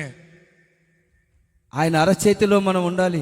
ಆತನ ಕೈಯಲ್ಲಿ ನಾವಿರಬೇಕಾಗಿದೆ. కాబట్టి ఈ దినాన మనం ప్రార్థన చేసుకోవాలి. ನಾವು ಈ ದಿನ ಪ್ರಾರ್ಥನೆ ಮಾಡಿಕೊಳ್ಳಬೇಕು. ఆ దినాన దైవజనుడు మోషే ఏమని ప్రార్థన చేశాడంటే, ಆ ದಿನಗಳಲ್ಲಿ ಮೋಶೆ ಏನೆಂಬುದಾಗಿ ಪ್ರಾರ್ಥನೆ ಮಾಡಿದನು? అయ్యా ದೇವರೇ, దయచేసి నీ మహిమ నాకు చూపుము, ದಯಮಾಡಿ ನಿನ್ನ ಮಹಿಮೆಯನ್ನು ನನಗೆ ತೋರಿಸು. నీ మహిమ నాకు కావాలయ్యా, ನಿನ್ನ ಮಹಿಮೆಯು ನನಗೆ ಬೇಕಾಗಿದೆ. నీ చేతిలో నా యొక్క మహిమ నాకు కావాలయ్యా, ನಿನ್ನ ಕೈಯಲ್ಲಿರುವ ಮಹಿಮೆಯು ನನಗೆ నాకు ಬೇಕಾಗಿದೆ. చూపించు ನನಗೆ ತೋರಿಸು అని దేవుని సన్నిధిలో ప్రార్థన చేస్తున్నాడు. ಎಂಬುದಾಗಿ ದೇವರ ಸನ್ನಿಧಾನದಲ್ಲಿ ಪ್ರಾರ್ಥಿಸಿದನು. ప్రభు ఏం చెప్పాడంటే, ಕರ್ತನ ಏನ್ ಹೇಳ್ತಾನಂದ್ರೆ, ఆ బండ సందులో నిలబడు, ನೀನು ಆ ಬಂಡೆಯ ಸಂಧಿಯಲ್ಲಿ ನಿಂತಿಕೋ. నువ్వు నిలిచి ఉండు, ನೀನು ನಿಂತಿರು, నిన్ను దాటి వెళ్తా నేను. ನಾನು ಆ ಸ್ಥಳದಲ್ಲಿ ದಾಟಿ ಹೋಗ್ತಾ ಇದ್ದೇನೆ. హలో, ఈ బండ సందులో ఉండండి, ನೀನು ಈ ಬಂಡೆಯ ಸಂಧಿಯಲ್ಲಿರು, నేను అక్కడి నుంచి దాటి వెళ్తాను. ನೀ ಆ ಸ್ಥಳದಿಂದ ಈ ಒಂದು ಸ್ಥಳದಿಂದ ನಾನು ದಾಟಿ ಹೋಗುತ್ತೇನೆ. దాటి వెళ్తున్న సమయంలో ದಾಟಿ ಹೋಗುವ ಸಂದರ್ಭದಲ್ಲಿ మోషే ముఖాముఖిగా దేవుని చూడలేదు గాని ಮೋಶೆಯು ಮುಖಾಮುಖಿಯಾಗಿ ಕರ್ತನನ್ನು ನೋಡಲಿಲ್ಲ. మోషే దేవుని వెనుకున్న ఆ యొక్క భాగాన్ని, ఆ మహిమను చూచాడు. ಆದ್ರೆ ಮೋಶೆ ದೇವರ ಹಿಂಭಾಗವನ್ನು ಅಥವಾ ಆ ಮಹಿಮೆಯನ್ನು ನೋಡಿದಂತ ವ್ಯಕ್ತಿ. హల్లెలూయా, హల్లెలూయా, చెప్పాలి హల్లెలూయా. హల్లెలూయా. కాబట్టి దైవజనుడు మోషే ప్రార్థన చేసిన రీతిగా ದೈವ ಸೇವಕರಾದ ಮೋಶೆ ಪ್ರಾರ್ಥನೆ ಮಾಡಿದ ರೀತಿಯಲ್ಲಿ దేవుని మందిరానికి వచ్చేటప్పుడు, ದೇವರ ಆಲಯಕ್ಕೆ ಬರುವಾಗ, ప్రభా మీ మహిమను నేను చూడాలి ప్రభా, ದೇವರೇ ನಿನ್ನ ಮಹಿಮೆಯನ್ನು ನಾನು ಅನುಭವಿಸಬೇಕು నీ ಕರ್ತನೇ, చేతిలో ఉన్న యొక్క మహిమ నేను చూడాలి ప్రభా. ನಿನ್ನ ಕೈಯಲ್ಲಿರುವಂತಹ ಮಹಿಮೆಯನ್ನು ನಾನು ಅನುಭವಿಸಬೇಕು ಕರ್ತನೆ అలా వస్తున్నారా మీరు? ಎಂಬುದಾಗಿ ನೀವು ಬರ್ತಾ ಇದ್ದೀರಾ చెప్పండి. ಎಂಬುದಾಗಿ ಹೇಳ್ರಿ. దేవుని మహిమ నేను చూడాలి, ನಾನು ದೇವರ ಮಹಿಮೆಯನ್ನು ನೋಡಬೇಕು, ఆ మహిమలో ఉన్న యొక్క శక్తి నేను పొందుకోవాలి. ನಾನು ಆತನ ಮಹಿಮೆಯಲ್ಲಿರುವ ಶಕ್ತಿಯನ್ನು ನಾನು ಹೊಂದಿಕೊಳ್ಳಬೇಕು. యేసుక్రీస్తు ప్రార్థన చేస్తూ ఉన్నాడు, ಕರ್ತನು ಪ್ರಾರ್ಥನೆ ಮಾಡ್ತಾ ಇದ್ದನು, తండ్రి నువ్వు నాకు ఇచ్చిన యొక్క మహిమను ದೇವರೇ ನೀನು ನನಗೆ ಕೊಟ್ಟಿರುವಂತಹ ಮಹಿಮೆಯನ್ನು నా ఈ శిష్యులకు నేను ఇస్తూ ఉన్నాను ಈ ಶಿಷ್ಯರಿಗೆ ನಾನು ಕೊಡ್ತಾ ಇದ್ದೇನೆ అని వాళ్ళ నిమిత్తం ఎంతో భారంతో ప్రార్థన చేస్తున్నాడు. ಅವರ ನಿಮಿತ್ತವಾಗಿ ಎಷ್ಟೋ ಭಾರವುಳ್ಳವಾಗಿ ಪ್ರಾರ್ಥನೆ ಮಾಡ್ತಾ ಇದ್ದಾರೆ. దేవుని యొక్క వాక్యం ఏం చెప్తుందంటే, ದೇವರ ವಾಕ್ಯ ಏನ್ ಮಾತನಾಡ್ತಾ ಇದೆ? నా మహిమను నేను ఎవరికి ఇవ్వనని ఇంకొక వాక్యం చెప్తుంది. ನನ್ನ ಮಹಿಮೆಯು ನಾನು ಯಾರಿಗೂ ಕೊಡುವುದಿಲ್ಲ ಎಂಬುದಾಗಿ ಒಂದು ವಾಕ್ಯ ಮಾತನಾಡ್ತದೆ. పాత నిబంధన గ్రంథంలో దేవుడు, తండ్రిని దేవుడు ఏం చేస్తున్నాడంటే, ಹಳೆ ಒಡಂಬಡಿಕೆಯಲ್ಲಿ ತಂದೆಯಾದ ದೇವರು ಏನೆಂಬುದಾಗಿ ಮಾತನಾಡ್ತಾ నా ಇದ್ದಾರೆ? మహిమను నేను ఎవరికి ఇవ్వను, ನನ್ನ ಮಹಿಮೆಯು ಯಾರಿಗೂ ಕೊಡುವುದಿಲ್ಲ. కానీ దేవుడు ఎంతగానో ప్రేమించి ಆದ್ರೆ ದೇವರು ಎಷ್ಟೋ ಪ್ರೀತಿ ಮಾಡಿ తన కుమారుని ద్వారా, ಆತನ ಒಬ್ಬನೇ ಮಗನಾದ ಯೇಸು ಕ್ರಿಸ್ತನ ಮೂಲಕ, యేసుక్రీస్తు ద్వారా ಯೇಸು ಕ್ರಿಸ್ತನ ಮೂಲಕ తన మహిమ చేత నింపబడాలని, ಆತನ ಮಹಿಮೆಯಿಂದ ತುಂಬಬೇಕೆಂಬುದಾಗಿ యేసుక్రీస్తు యొక్క మహిమను దేవుడు మనకు అనుగ్రహించి ఉన్నారు. ಯೇಸು ಕ್ರಿಸ್ತನ ಮಹಿಮೆಯನ್ನು ದೇವರು ನಮಗೆ ಕೊಡಲ್ಪಟ್ಟಿದ್ದಾನೆ. హల్లెలూయా. ಹಲ್ಲೆಲೂಯಾ. ఇంత గొప్ప ఆధిక్యతను దేవుడు మనకు అనుగ్రహించి ఉన్నారు. ಎಷ್ಟೊಂದು ದೊಡ್ಡ ಪ್ರಾಮುಖ್ಯತೆಯನ್ನು ದೇವರು ನಮಗೆ ಕೊಟ್ಟು ಬಿಟ್ಟಿದ್ದಾನೆ. చెప్పాలి హల్లెలూయా. ಹಲ್ಲೆಲೂಯಾ. ఆయన చేతిలో ఏమున్నదంటే ಆತನ ಕೈಯಲ್ಲಿ ಏನಿದೆ? మహిమ ఉన్నది. ಮಹಿಮೆ ಇದೆ. చెప్పాలి చెప్పాలి హల్లెలూయా. ಹಲ್ಲೆಲೂಯಾ. ఆయన చేతిలో ఏమున్నది? ಆತನ ಕೈಯಲ್ಲಿ ಏನಿದೆ? దేవుని యొక్క మహిమ ఉన్నది. ಕರ್ತನ ಮಹಿಮೆ ಆತನ ಕೈಯಲ್ಲಿದೆ. నిన్న శనివారం గురించి దేవుడు అదే మాట్లాడారు. ಶನಿವಾರ ದಿನ ಇದನ್ನೇ ದೇವರು ಮಾತನಾಡಿದರೆ, మహిమను నేను ఇవ్వబోతూ ఉన్నాను. ನಾನು ನಿಮಗೆ ಮಹಿಮೆಯನ್ನು ಕೊಳ್ಳಿಕ್ಕಿದ್ದೇನೆ. హల్లెలూయా. హల్లెలూయా. చెప్పాలి హల్లెలూయా. హల్లెలూయా. హల్లెలూయా. హల్లెలూయా. కాబట్టి దేవుని యొక్క మహిమ ఆయన చేతిలో ఉన్నది. ಕರ್ತನ ಮಹಿಮೆ ಆತನ ಕೈಯಲ್ಲಿದೆ. దేవుడు నీకు తోడై ఉన్నాడు. ಕರ್ತನು ನಿನಗೆ ಜೊತೆಯಾಗಿದ್ದಾನೆ. ఆయన చేతి నీడ కింద మీరు ఉన్నారు. ಆತನ ಕೈ ನೆರಳಿನ ಕಡೆ ನೀನು ಇರ್ಲಿಕ್ಕಿದ್ದಿ. పరిశుద్ధాత్మ నీడ మిమ్మల్ని కప్పుచూ ఉన్నది. ಪರಿಶುದ್ಧಾತ್ಮನ ನೆರಳು ನಿನ್ನನ್ನು ಅದು ಬಚ್ಚಿಡುವಂತೆ ಮಾಡಿದೆ. మీరు దేవుని యొక్క మహిమను ధరించడానికి ఆయన నిన్ను పిలిచి ఉన్నాడు. ದೇವರ ಮಹಿಮೆಯನ್ನು ಧರಿಸುವುದಕ್ಕಾಗಿ ಆತನು ನಿನ್ನನ್ನು ಕರೆದಿದ್ದಾನೆ. నువ్వు మర్చిపోవద్దు. ಇಗೋ ನೀನು ಮರ್ತು ಹೋಗ್ಬೇಡ. దేవుని యొక్క మహిమను నువ్వు పోగొట్టుకోవద్దు. ಕರ್ತನ ಮಹಿಮೆಯನ್ನು ಕಳೆದುಕೊಳ್ಳಬೇಡ. ఈ లోక మహిమను నువ్వు చూడవద్దు. ಲೋಕದ ಮಹಿಮೆ ಕಡೆ ನೀನು ನೋಡಬೇಡ. సాతానుగాడు యేసు క్రీస్తు దగ్గరికి వచ్చి ಸೈತಾನನು ಯೇಸು ಹತ್ರ ಬಂದು ఈ లోక మహిమలన్నిటిని చూపిస్తూ ఉన్నది. ಲೋಕದಲ್ಲಿರುವ ಎಲ್ಲಾ ಮಹಿಮೆಯನ್ನು ತೋರಿಸ್ತಾ ಇದ್ದಾನೆ. కానీ దేవుని యొక్క వాక్యము ద్వారా ಆದ್ರೆ ದೇವರ ವಾಕ್ಯದ ಮೂಲಕವಾಗಿ ప్రభు జయిస్తూ ఉన్నాడు. ಅಲ್ಲಿ ಕರ್ತನು ಜಯ ಹೊಂದಿದವನಾಗಿದ್ದಾನೆ. నువ్వు దేవుని యొక్క మహిమను ధరించుకోవాలి ನೀನು ದೇವರ ಮಹಿಮೆಯನ್ನು ಹೊಂದಿಕೊಳ್ಳುವವನಾಗಿರಬೇಕು అని ప్రభు అయిన యేసు చెప్తూ ఉన్నాడు. ದಿನದಲ್ಲಿ ಮಾತನಾಡಿದ್ದೇನೆ. ఎవరితో? ಯಾರೊಟ್ಟಿಗೆ? సాతానుతో మాట్లాడుతూ ఉన్నాడు. ಸೈತಾನೊಟ್ಟಿಗೆ ಮಾತನಾಡಿದ್ದೇನೆ. ఏ యొక్క లోక మహిమను నాకు చూపిస్తూ ఉన్నావు. ನೀನು ಲೋಕದ ಮಹಿಮೆಯನ್ನು ನನಗೆ ತೋರಿಸ್ತಾ ಇದ್ದಿ. నువ్వు దేవుని యొక్క మహిమను నువ్వు ధరించుకోవాలి. ನೀನು ದೇವರ ಮಹಿಮೆಯನ್ನು ಹೊಂದಿಕೊಳ್ಳಬೇಕಾಗಿದೆ. అతను పారిపోతూ ఉన్నాడు. ಆತನು ಓಡಿ ಹೋಗ್ತಾ ಇದ್ದಾನೆ. కాబట్టి ఈ దినాన ಆದ ಕಾರಣ ಈ ದಿನದಲ್ಲಿ దేవుని యొక్క మహిమను పొందడానికి దేవుడు నిన్ను పిలిచి ఉన్నాడు. ದೇವರ ಮಹಿಮೆಯನ್ನು ಹೊಂದುವುದಕ್ಕಾಗಿ ಕರ್ತನು ನಿನ್ನನ್ನು ಕರೆದಿದ್ದಾನೆ. నువ్వు మర్చిపోకూడదు. ನೀನು ಮರ್ತು ಹೋಗಬೇಡ. దేవుని యొక్క మందిరానికి వచ్చేటప్పుడు ದೇವರ ಆಲಯಕ್ಕೆ ಬರುವಾಗ నేను మహిమ చేత నింపబడి వెళ్ళాలి. ನಾನು ಮಹಿಮೆಯಿಂದ ತುಂಬುವವನಾಗಿರಬೇಕು. ఆయన చేతులు యొక్క మహిమ చేత బలపరచబడాలి. ಆತನ ಕೈಯಲ್ಲಿರುವ ಮಹಿಮೆಯಿಂದ ನೀನು ಬಲದಿಂದ ತುಂಬಬೇಕಾಗಿದೆ. హల్లెలూయా. ಹಲ್ಲೆಲೂಯಾ. కొంతమందికి ఏమి స్పందనే లేదనమాట. హల్లెలూయా, ಹಲ್ಲೆಲೂಯಾ. స్పందనే లేదు. ಅವರಲ್ಲಿರುವ ಸ್ಪಂದನೆ ಇಲ್ಲ ಸ್ವಲ್ಪ ಜನರ ಹತ್ರ. మహిమ మహిమ ಆತನ ಮಹಿಮೆ, క్రీస్తు యొక్క మహిమను పొందుకోవాలి. ಕ್ರಿಸ್ತನ ಮಹಿಮೆಯನ್ನು ಹೊಂದಿಕೊಳ್ಳುವರಾಗಿರಬೇಕು. అంటే అంత దేవుడు ఇవ్వడు, మహిమ అంతా ఇవ్వడు. ಆತನಲ್ಲಿರುವ ಎಲ್ಲಾ ಮಹಿಮೆಯು ನಮಗೆ ಅದು ಸಿಗುವಂತದಲ್ಲ. కొద్ది కొద్దిగా దేవుడు ఆశీర్వదించి ಸ್ವಲ್ಪ ಸ್ವಲ್ಪ ಮಟ್ಟಿಗೆ ದೇವರು ನಮ್ಮನ್ನು ಆಶೀರ್ವದಿಸಿ మనలందరినీ ನಮ್ಮೆಲ್ಲರನ್ನು క్రీస్తు స్వరూపంలోనికి, క్రీస్తు మహిమలోనికి ఆయన నడిపిస్తాడు. ಆತನು ಕ್ರಿಸ್ತನ ಸ್ವರೂಪದಲ್ಲಿ, ಕ್ರಿಸ್ತನ ಮಹಿಮೆಯಲ್ಲಿ ಆತನು ನಮ್ಮನ್ನು ನಡೆಸುತ್ತಾನೆ. హల్లెలూయా, హల్లెలూయా చెప్పాలి. హల్లెలూయా, హల్లెలూయా చెప్పాలి. హల్లెలూయా, హల్లెలూయా, హల్లెలూయా. హల్లెలూయా. కాబట్టి క్రీస్తు యొక్క మహిమ, ಕ್ರಿಸ್ತನ ಮಹಿಮೆ చివరిగా మనం గమనించినట్లయితే ಕೊನೆಯದಾಗಿ ನಾವು ಗಮನಿಸುವುದಾದ್ರೆ ప్రకటన రాసిన గ్రంథం ಪ್ರಕಟಣೆಗೆ ಬರೆದ ಗ್ರಂಥವು 22వ అధ్యాయము 22ನೇ ಅಧ್ಯಾಯ. ఆ వాక్యాన్ని మనం చదువుకుందాం. ಆ ವಾಕ್ಯನ ಓದಿಕೊಳ್ಳೋಣ. 2వ వచనాన్ని చదువుకుందామండి. ప్రకటన గ్రంథం 22:2. ఆ పట్టణపు రాజవీధి మధ్యను ప్రవహించుట ఆ దూత నాకు చూపెను. ఆ నది యొక్క యువతల అవతలను జీవవృక్షం ఉండెను. అది నెలకు ఫలించుచు 12 కాపులు కాయును. ఆ వృక్షం యొక్క ఆకులు జనములను స్వస్థపరచుటకై వినియోగించును. Praise the Lord. Hallelujah, hallelujah, చెప్పాలి. హల్లెలూయా, హల్లెలూయా. ఈ వాక్యంలో మనం గమనించినట్లయితే, ಈ ವಾಕ್ಯದಲ್ಲಿ ನಾವು ಗಮನಿಸುವುದಾದ್ರೆ జీవవృక్షం ఉన్నది, ಅಲ್ಲಿ ಒಂದು ಜೀವ ವೃಕ್ಷವಿತ್ತು, దేవుని యొక్క పట్టణం ఉన్నది, ಅಲ್ಲಿ ದೇವರ ಪಟ್ಟಣವಿತ್ತು. ఆ రాజ వీధుల్లో మధ్యలో ఒక ఆయన నడుచుకుంటూ వెళ్తూ ఉన్నాడు. ಆ ರಾಜ వీధిಗಳಲ್ಲಿ ಒಬ್ಬ ವ್ಯಕ್ತಿಯು ಮಧ್ಯದಲ್ಲಿ ನಡೆದುಕೊಂಡು ಹೋಗ್ತಾ ಇದ್ದನು. అతను ఎవరంటే ಆತನು ಯಾರಂದ್ರೆ ఈ యోహాను. ಯೋಹಾನನು. ప్రకటన యోహాను నడుచుకుంటూ వెళ్తూ ఉన్నాడు.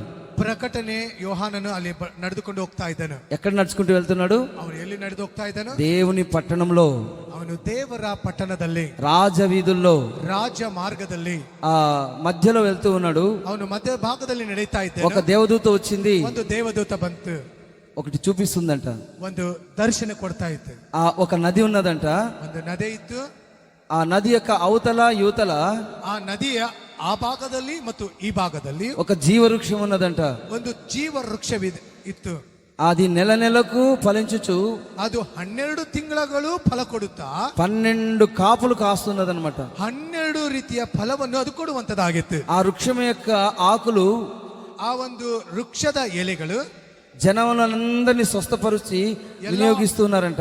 ಎಲ್ಲಾ ಜನಾಂಗದವರಿಗೆ ಸ್ವಸ್ಥ ಮಾಡುವುದಕ್ಕೆ ಪ್ರಯೋಜನಕರವಾಗಿತ್ತು. ప్రతి విధమైన శాపము, ಪ್ರತಿ ವಿಧವಾದ ಶಾಪವು ఏది లేకుండా అక్కడ ఉన్నదంట. ಯಾವುದು ಅಲ್ಲಿ ಇಲ್ಲದೆ ಹೋಯಿತು. అంటే దీని అర్థం ఏంటంటే, ಇದರ ಅರ್ಥವೇನಾಗಿದೆ? ఒక వృక్షము ఉన్నది, ಒಂದು ವೃಕ್ಷವಿದೆ, అది జీవవృక్షము. ಅದು ಜೀವ ವೃಕ್ಷವಾಗಿದೆ. ఆ వృక్షం దగ్గర ఏమున్నదంటే, ಆ ವೃಕ್ಷದ ಹತ್ರ ಏನಿದೆ?